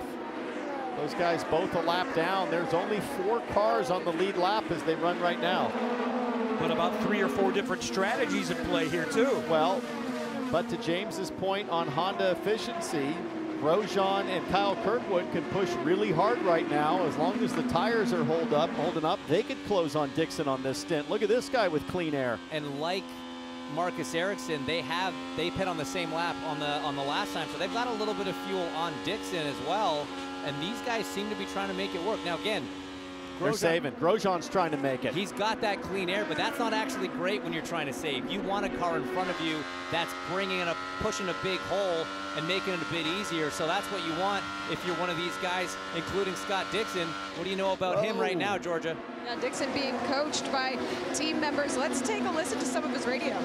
Hey, Newgarden did the same thing, just came. Good job, Scott. Just keep up this pace. Keep working on that number. That's perfect. Just keep marching forward here. And communication playing a huge role in the Chip Ganassi Racing, number 19 all day long. Well, they know that Will Power in second place is trapped behind a bunch of lap cars, so Scott Dixon really not under a lot of pressure to make positions and just hit that fuel number. Dixon now about 11 laps short of his final stop. And it's such a crucial part of the race right now for Scott Dixon. He's going to be getting a new number probably every lap he comes by. If he manages to save a little bit more on one lap, that gives him a bit more breathing room down the road. If he uses a little bit too much, that number's going to get even bigger, and he's got to compensate. You cannot get away from it. There's a finite amount of fuel in that tank and a number they need to hit. And the magic number really, I think, is 199 because Dixon went 61 in a green flag stint. Can he get there or close to be able to get home? One more stop to go and much to still be determined. Is another day, is it coming for Scott Dixon? Could he win 2 in a row, 55 career by upending the strategy, outsmarting, out-executing everyone? Can he make it on one more stop? Most of the others are going to have to do one more stop. Dixon is in front by 9 seconds with traffic involved. Kyle Kirkwood is bailed out, one of those that pitted 5 laps later than Dixon did the last time. And on another strategy, Pato O'Ward leads that. He has no fuel save. He's going to need to stop one more time, and he got around Joseph Newgarden in the last pit exchange. But he's a lap down to Scott Dixon. Dixon stays out. Now Power bails with 70 to go. That's a Chevy for Will Power, and as James pointed out, the Honda of Scott Dixon getting the mileage, drafting off a Stingray Rob, who's going just perfectly fast enough for Scott to get a great fuel number. There's only 2 cars left on the strategy. It's Scott Dixon and Romain Grosjean, both Hondas trying to stretch that fuel to that magic number. What did you say, 199 if they can get to? 195, so 65 laps I think is the range that Scott Dixon could get to. I think he's going to pit in about 3 or 4 more laps here. If he can go farther, he will. For sure.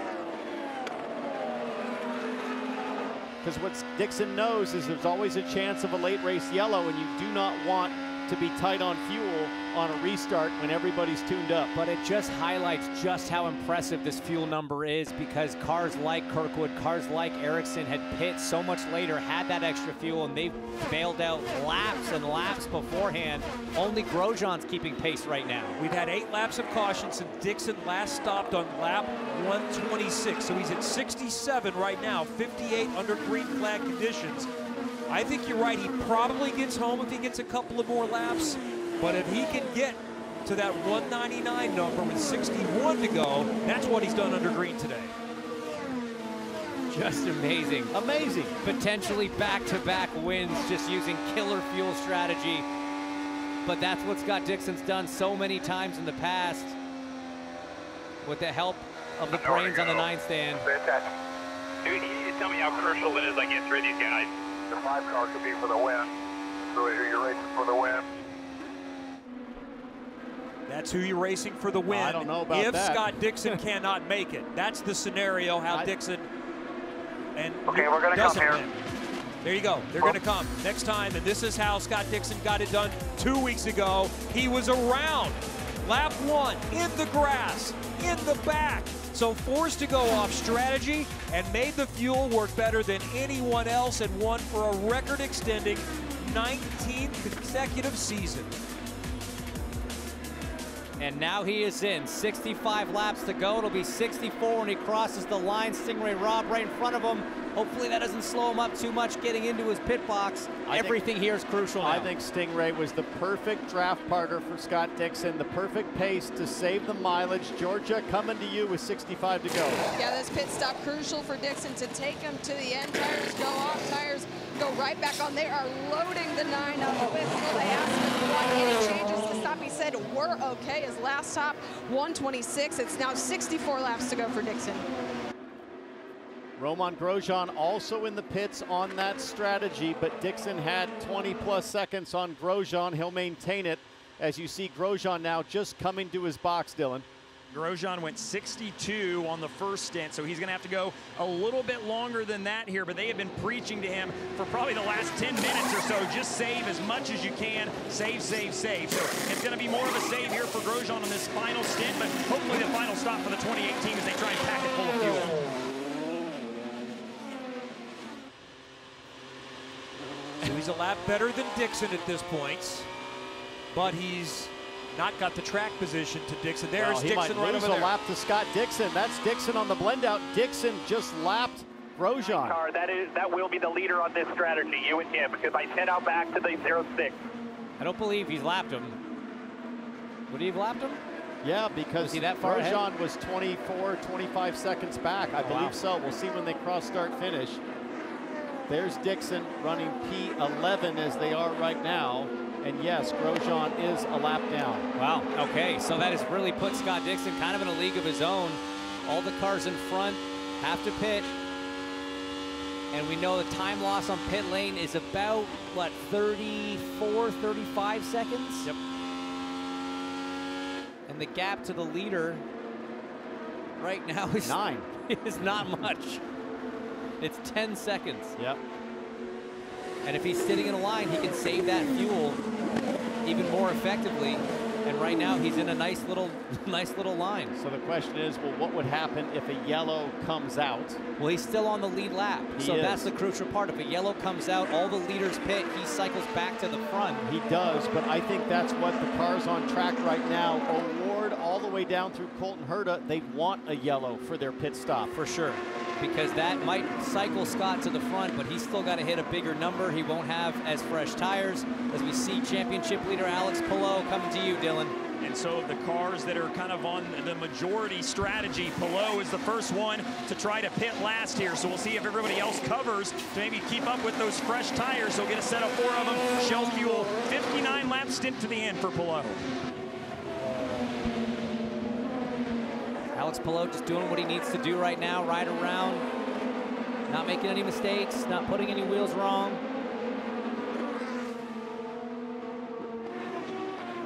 How far back does that put Palou in terms of running order? There's the lead group. Newgarden looking up ahead to Pato O'Ward. They need to stop one more time. Everyone through 9th must stop one more time. That's through Herta. The first one that does not have to stop is Dixon.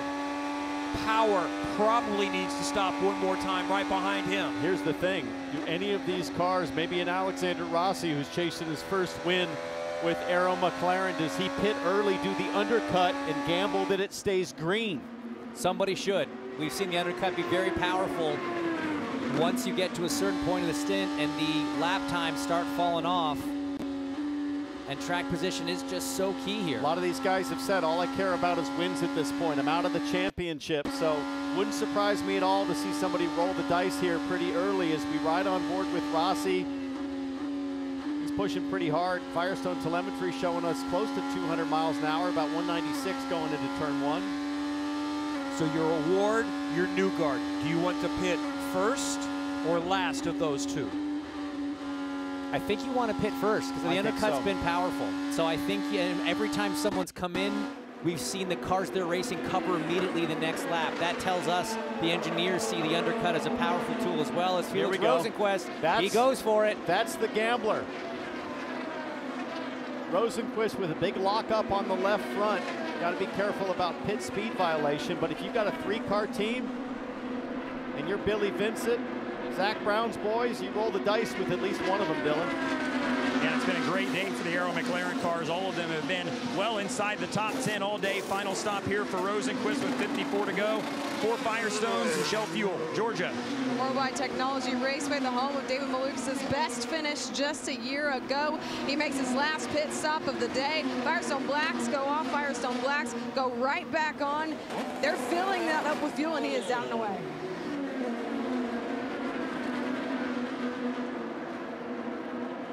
Not a surprise to see Dale Coyne with a more aggressive strategy back on board here with Pato Award.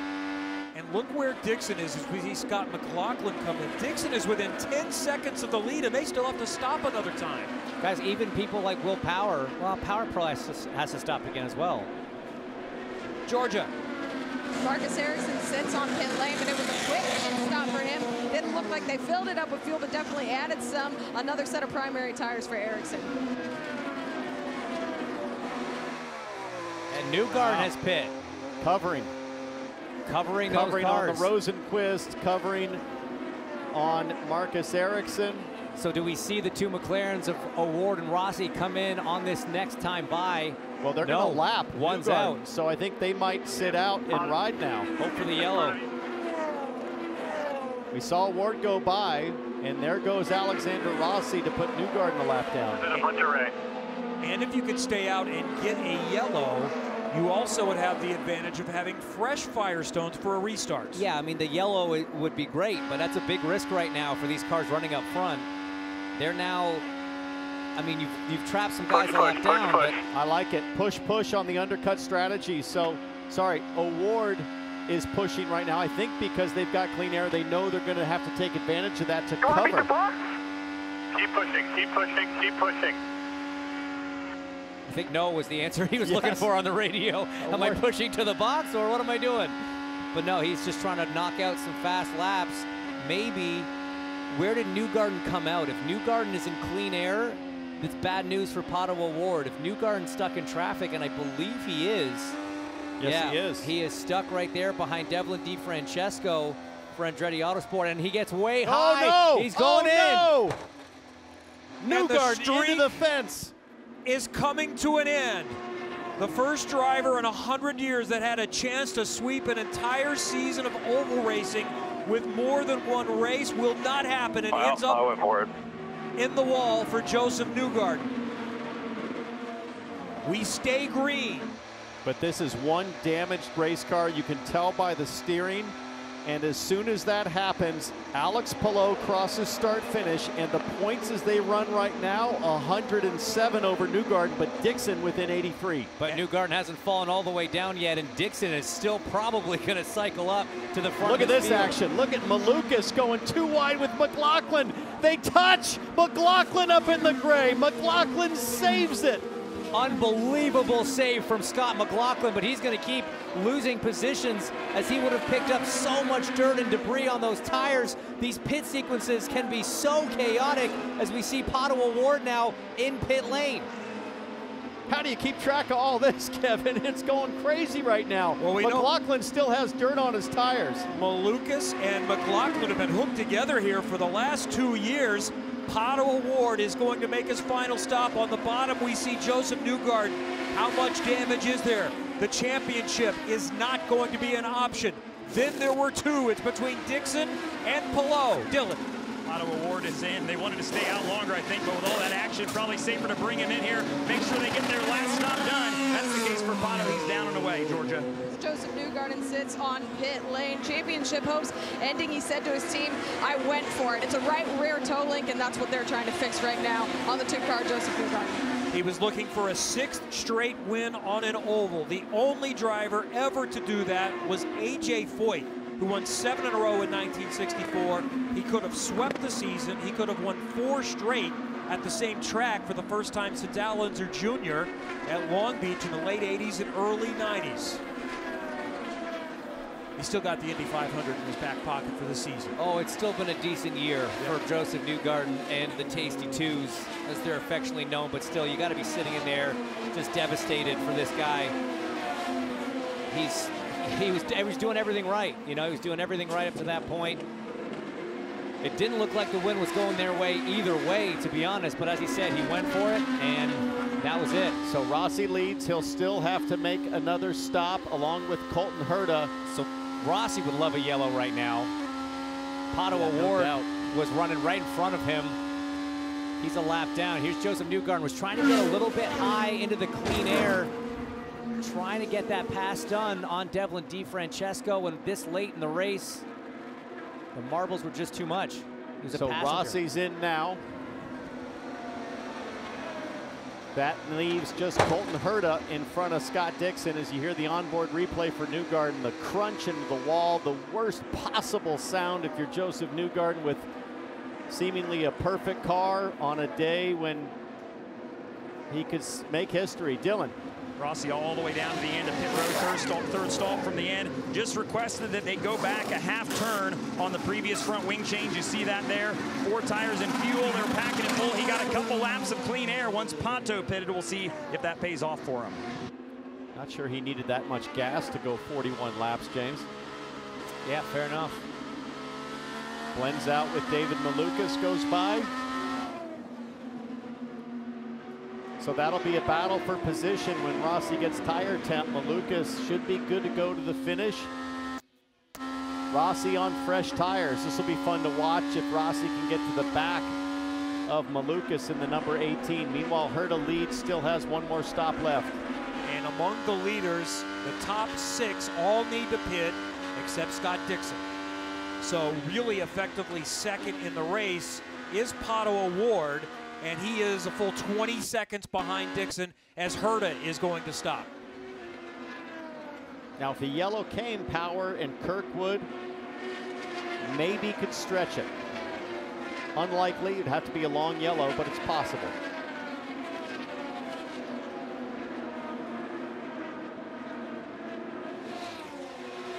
Dylan. Rob Edwards on the stand there right at the screen, just telling Colton, make sure you hit your marks nice and smooth here. They were pushing hard on that stint. They can push hard to the end, waiting to get the left front on. Looks like they got it. Herta's service complete.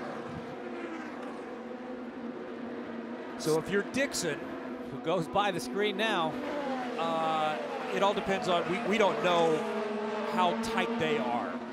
If you're in question, a yellow gets you home easily, but if, I think they probably will make it, he wants it to stay green because now it's the others that need a yellow to pack it back up and get a reset. I think they've told Will Power to turn it up. To push him. Push Dixon, go try to get by. But I don't think Dixon's going to take the bait. I think you hit your number if you're Scott Dixon. Yeah, let him go by if he wants to go by. It's not going to matter. He still has to stop. Scott Dixon has one thing he's got to look at. It's not his mirrors, it's his dash. It's that fuel number, whatever Mike Hull is telling him on the radio. That is all that matters right now for Scott Dixon. Can you tell by listening if Power is saving or going hard? Well, let's listen. Now he's going for it. And he's cut into the gap. Now, if Will Power gets by and there's a caution, he doesn't necessarily have to pit. But how many cars will be on the lead lap? Maybe just 5? And it depends on how long the caution is. Power, if he's not saving fuel at all, is going to need a long caution to be able to get home. A decently long caution. Well, I should say, if the yellow came out, they get the wave by all the 1 lap down cars. So I don't think you'd want to pit and give up the track position for new tires. One thing's for sure, Scott Dixon teaching us all another lesson. Next weekend, another full slate of motorsport, including the NASCAR playoffs, the Cup playoffs beginning at Darlington, where the walls can talk. They're going to have their say. Sunday, 6 Eastern on USA. Bubba Wallace got in last night from Daytona. Chris Buescher has won, what, like 3 of the last 5 now? On a charge. Great stuff coming up next weekend with NASCAR on NBC. IndyCar on NBC today has more history every time Scott Dixon wins. It's notable as he moves closer to the unthinkable. Could anyone ever catch Foyt? I'm still going to say no, but who knows? Dixon may drive another 10 years looking for win number 55 on his career. Only AJ has more, 67. The only question today seems to be, can Scott Dixon stretch the fuel and go from 16th to 1st in this race? How many times in his career have we seen Scott Dixon stretch the fuel needed to take a victory? And I just love the way these wins happen. Sure, he's done it with forceful, dominant drives on pace, but to sort of walk across the goal line like he's done 2 races in a row, if he gets it done today, it's just, it's such a veteran kind of stealth move. The competitors don't see it coming until it's too late, and then all of a sudden they're like, oh, we should have, we could have, how did he do it? Could we have done that? That's such a good way of putting it. You don't consider him a threat for the win until it's too late to kind of counter or match the moves. And right now, I mean, he's the Iceman for a reason. He's got willpower, trying to pressure him, trying to force that mistake, trying to force him to use a little bit more fuel. But it's just not going to happen. He's unflappable. And the other thing Dixon's so good at in these situations is driving the air behind him, is just very subtly positioning his car. He'll be looking in his mirrors, looking where willpower's running, and just trying to make it that much more difficult for willpower to even have a chance to get close. So Newgarden would be eliminated from the championship.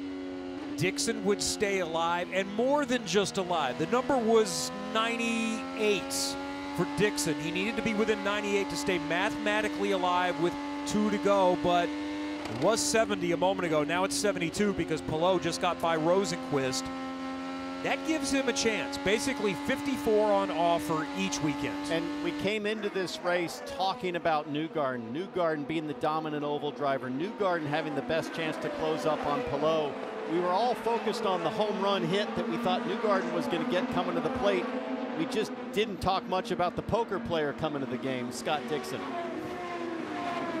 And they're trying to repair the car, but there is not an opportunity to pick up any positions, or there won't be in one more lap, because he is 21 laps behind Ed Carpenter, now 22 with 21 to go. So day done for Newgarden as far as moving. He is going to finish 25th. Linus Lundqvist forced high there by David Malukas in 3 and 4, managed to make it not too dramatic from the outside, but I guarantee you he's heart in his throat right now, because that could have been a lot worse if just a few inches higher. Speaking of could have been, I wonder what Marcus Ericsson will say after this. If Scott Dixon makes the win happen, I'm sure he'll be questioning the short stint and not stretching it like his teammate. Ericsson was having such a good run.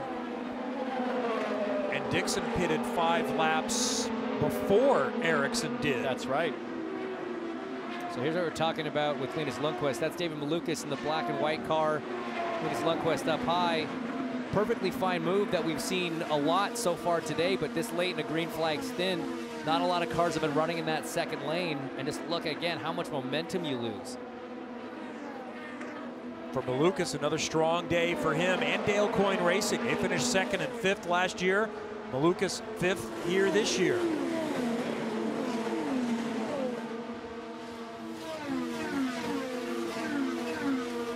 And you know, we got Kyle Kirkwood, Will Power. Both cars are going to have to pit in front. So David Malukas, he's got Pato O'Ward in front of him on a similar strategy, but he's looking at back-to-back podiums. You're right.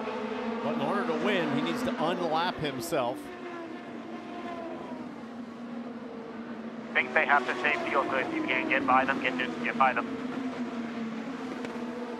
Yeah, he's going to have a caution to get back to the lead lap. That's the scenario, which is very attainable, because with those tire remnants, the debris on the track, it becomes treacherous late in a race, with some trying to stretch a stint.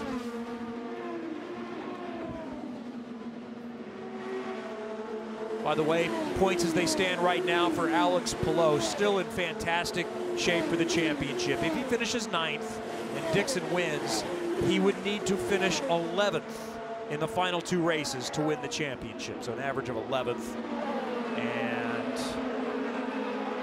70 is the mark right now. And with 108 points essentially on the table, 50 points for a win. There are points for pole, there are points for fastest laps and most laps led. So with the bonuses, it's 54 total available over a race weekend. And this guy here had a incredibly healthy margin over the last few rounds.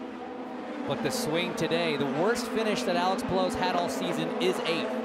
He is running 8th today, just keeping up that incredible consistency. And what we haven't mentioned yet is the drama going on in Alex Palou's world again. Last summer, it was within his own team after he tried to engineer moving to Arrow McLaren. This year, tested their Formula One car. We've seen him in McLaren shirts. And just last week, we learned that he is not going to McLaren. He's not said, and says he won't say until after the season. But the Indianapolis Star found court records saying that McLaren is trying to get $20 to $30 million in damages back from Alex Palou. Dylan. And Kevin, you mentioned it, the team has mentioned it too, that it's different this year because it's not necessarily affecting what goes on inside their own trailer, but in some ways they feel like they're stronger because of what happened last year. So even though they didn't want to experience deja vu again in some ways, they learned from last year, and it's allowed them to stay focused on winning races every weekend and ultimately stay focused on trying to win a championship too. He also said it's helped a little bit that he's not battling with the people in his transporter, that it's outside forces, but this is developing into a very wild story. And there you go, David Malukas on Scott Dixon to unlap himself. We just saw Will Power, he's now pit, which moves Malukas up into 3rd, as has, so Kirkwood must have pit as well. And what that does mean is if there was a caution and everyone decided to pit for fresh Firestones, Malukas could come in with Dixon and Award and be on the same lap at that scenario. You saw Will Power just bail out just a moment ago. And there he goes by Dixon. That's taken one of the 2 laps he was down away. So now Kirkwood 1 lap down, but he's all the way in 18th position. He's got those alternates on, so obviously he was waiting to the end to satisfy the tire rule, and he's going to try to rock it with just 11 laps to go on that fresh rubber. Here comes Rossi now, trying to unlap himself. Running 4th. Mission on board, see Scott Dixon, the leader, in front. He'll be perfectly happy to just let these guys go and continue to hit his number, and most importantly, stay in the groove. We saw that from Newgarden. The biggest risk for Dixon right now is to have something happen where he gets pushed up into the marbles, which undoubtedly have accumulated massively with all this green flag running.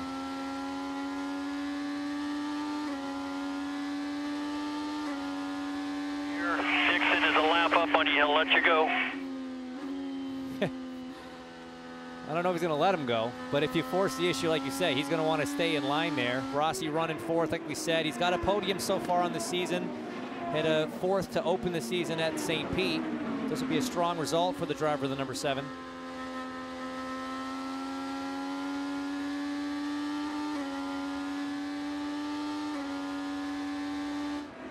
See Rossi working the tools there. He's pushing buttons, trying to make it happen. And a little fade from Dixon, just saying, hey, it's got to be a really clean pass. I do not want to get pushed offline. But think about it, Rossi's in a bit of a rush because he's got Scott McLaughlin and Colton Herta now lined up right behind him. Both those guys want to try to improve here with less than 10 laps to go. Remember, McLaughlin was your fastest qualifier, had to start further down because of an engine penalty, started in 10th.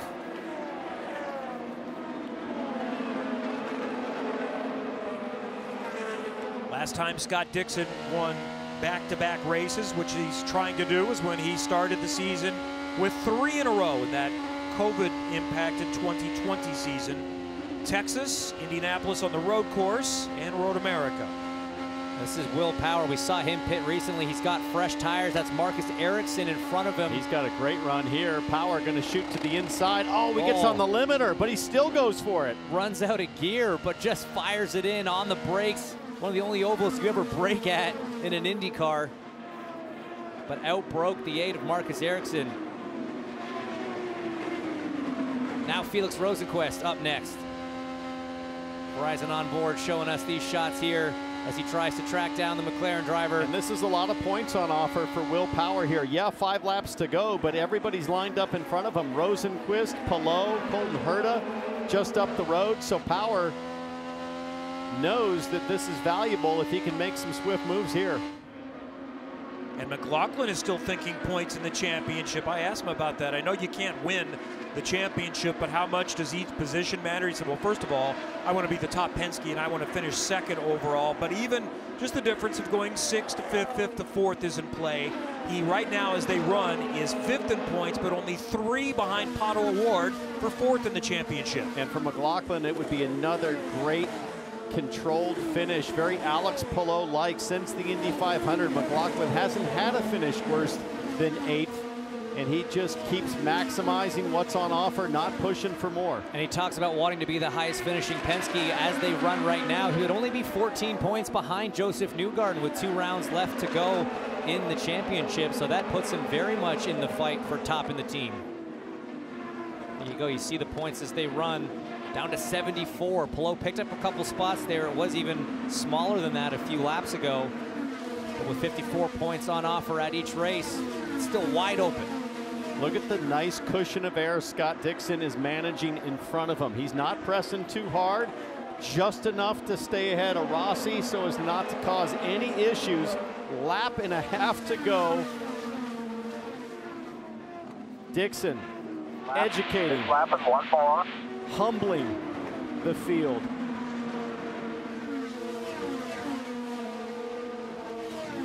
Scott Dixon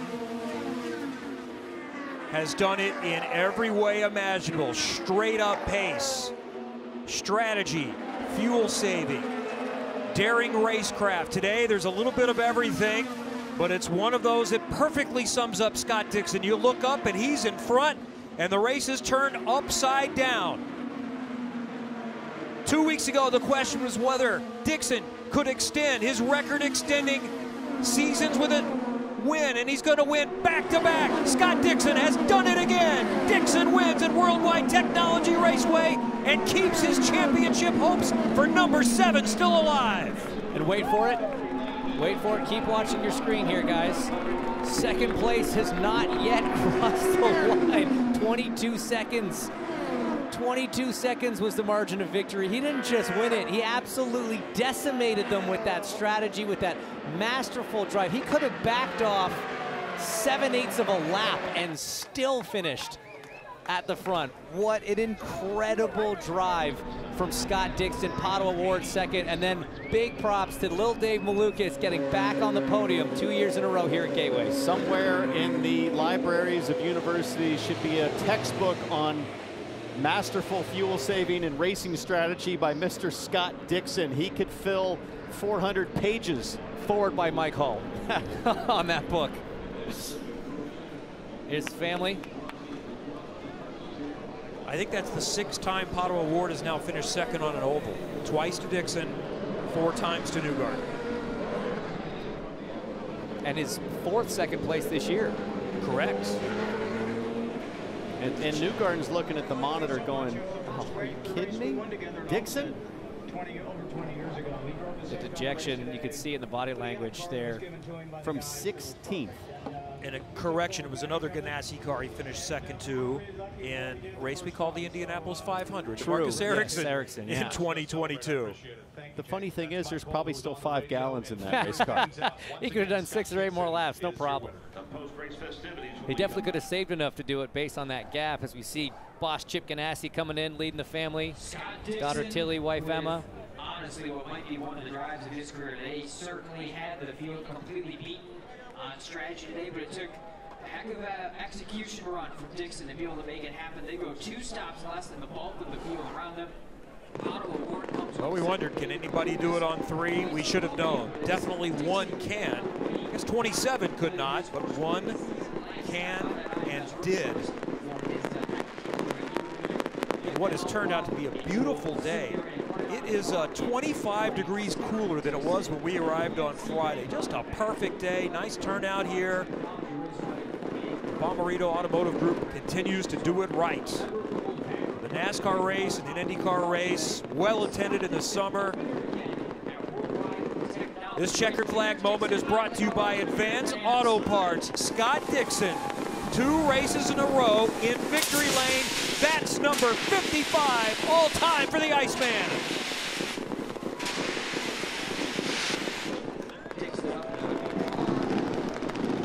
He continues to amaze. Continue to celebrate right here. Goes to his family. Kiss for wife Emma. And a hug for the boss man. Let's see if we can grab Scott here before he goes around. How do you and this team continue to do what you guys do and find yourself in the lead and flip these races upside down time after time? It's all these guys, man. Chip steers the ship, but just so proud of the team, so happy for everybody. You know, we took a pretty good grid penalty today with one of those changes, but we had to go the alternate route, and it worked out perfectly. Definitely with the tires, it was hard to kind of keep them on, but this team were perfect, man. They gave me the number I needed to be getting, so massive thank you to everybody at PNC Bank number 9 crew. And how about that Honda mileage there, man? I had so much fun driving my Honda today. It was impressive. The points gap sits at 74 right now, back to below, headed to the final 2 races. You've got a shot. That's all you can ask for, right? Yeah, we won't lift until we're totally out of it. But I know everybody on this team does a tremendous job to be 1-2 in the championship right now, and for all of us to have such a great year. You know, it's a shame that our wins came kind of later in the season, but we'll keep pushing here and see what we can come up with. They're back to back. Are you hitting your stride at the right time? I hope so. It'd be a lot of fun. You know, maybe I get a little tense within the team here, but no, I think we'll keep working hard as a team and see what we got in the next few races. They always are amazing and somehow find a way, no matter what. Career win number 55 for the Iceman, Scott Dixon. He also has this knack for coming on so strong at the end of a season, doesn't he? How many times have we seen him come back from a deficit and fight for and sometimes overhaul and win a championship? It's just textbook Dixon, textbook Ganassi, textbook number 9. Let's take a look now at the Pennzoil moment of the race. And this is one of those where there wasn't a specific moment on track, but I think you have to start on the pit lane because he went 65 laps for that first stop, longer than almost everybody else. Yeah, I mean, really, the moment of the race could also have been when Scott Dixon simply arrived in Missouri, serving notice to the field that the master was here. But you're right, Kevin, it was getting the fuel mileage on that first stint that set him up for success. Let's hear from Joseph Newgarden now with Georgia. And Joseph Newgarden, after the incident, you came into pit lane and you said, I went for it. What were you going for and what went sideways? I was just trying to catch up. I mean, I knew we were going to lose to someone in fuel save, most likely Dixon or somebody. If it doesn't, even if the yellow comes out, I think we're still behind. So I was just trying to get through cars as quickly as I could when I pitted, and it didn't work out. You know, I got in the marbles, got just a touch too high, but you know, I was trying to catch up, and you know, ended up not being a good move. So that's where we landed. The team did a great job. Really proud of our group with the PPG car, and you know, can't thank the team enough for all their efforts this weekend. Just didn't work out. Can you leave Worldwide Technology Raceway and head into Portland saying I did everything I could do? Yeah, I mean, we put together, you know, a good car, a good race. Just didn't work out, so we'll go to the next one. Joseph Newgarden, back to Dylan. Auto Award finishes in the second spot, kind of a, I guess, best in show, as you referred to it, to Scott Dixon. So you guys had a good day, had a good car, but what more did you need there ultimately throughout the race to just kind of keep tabs on the 9 car? Yeah, Scott Dixon did Scott Dixon today. You know, when they were telling me on the radio, 9 cars trying to make it until the end, he's gonna make it until the end. So I was mentalized that we were second in true running, and man, it was just, it's the lappers just don't help any. You know, I feel like I do my dues whenever I'm not having a good day, and I don't screw the leaders' race, and it's just miserable to be behind because they block to protect, and it's just like, you know, it is what it is. But I'm happy with the result today. It's another second place in the books for 2023. There's 2 to go, so hopefully we'll get that elusive number 1 that we're trying to look for into this season, and just keep on pushing. I'm happy with the strategy today. I was happy with my car, but it was just, yeah. Scott Dixon. Another strong day for Pato in St. Louis. I think he sums it up. That's our post-race recap. Scott Dixon. Pato Award finished 4th in Portland last year where Scott McLaughlin won, and that's up next Sunday. Don't forget to tune in to NBC next Sunday, September 3rd for the BitNile.com Grand Prix of Portland. The championship comes to the Pacific Northwest. There will be a definite scenario for Palou to clinch, but Dixon is still alive. Dylan. Another strong day at Gateway for David Malukas. You finished 3rd, so not quite as good as last year, but still a really strong day. What was it like for you behind the wheel? It was really good. Our car was a race-winning car. We were right there with Newgarden at the start, and I knew it. We put our head down, and just strategy didn't work out. Obviously, Dixon, they did it on strategy. We tried to do some fuel saving. We were losing too much time, and then obviously now that we committed to 1, we had to switch. So then it was like, all right, heavy push now. I mean, we lost a lot of time. We have to try to make it, and because our car was just very good, we managed to come back up to a P3. Great day for David Malukas. Another top 3 here at Gateway. Hey, finished only a half a tenth behind Pato Award for that best in class because Dixon was on a very different strategy. Yeah, and Malukas' racecraft all day, going at it door to door, in this case wheel to wheel with Scott McLaughlin was something that we'll remember those highlights for a while. Fun day. We get to do it 2 more times. WeatherTech Raceway, Laguna Seca in 2 weeks. Portland coming up next Sunday afternoon. Thanks for joining us for the NTT IndyCar Series Bommarito Automotive Group 500. You ready to go? Oh, you bet. Heading west. Nothing better. No better time of year. For Georgia Henneberry, Dylan Welch, James Hinchcliffe, Townsend Bell, I'm Kevin Lee. We'll see you in Portland next week. Up next, the local news except on the West Coast.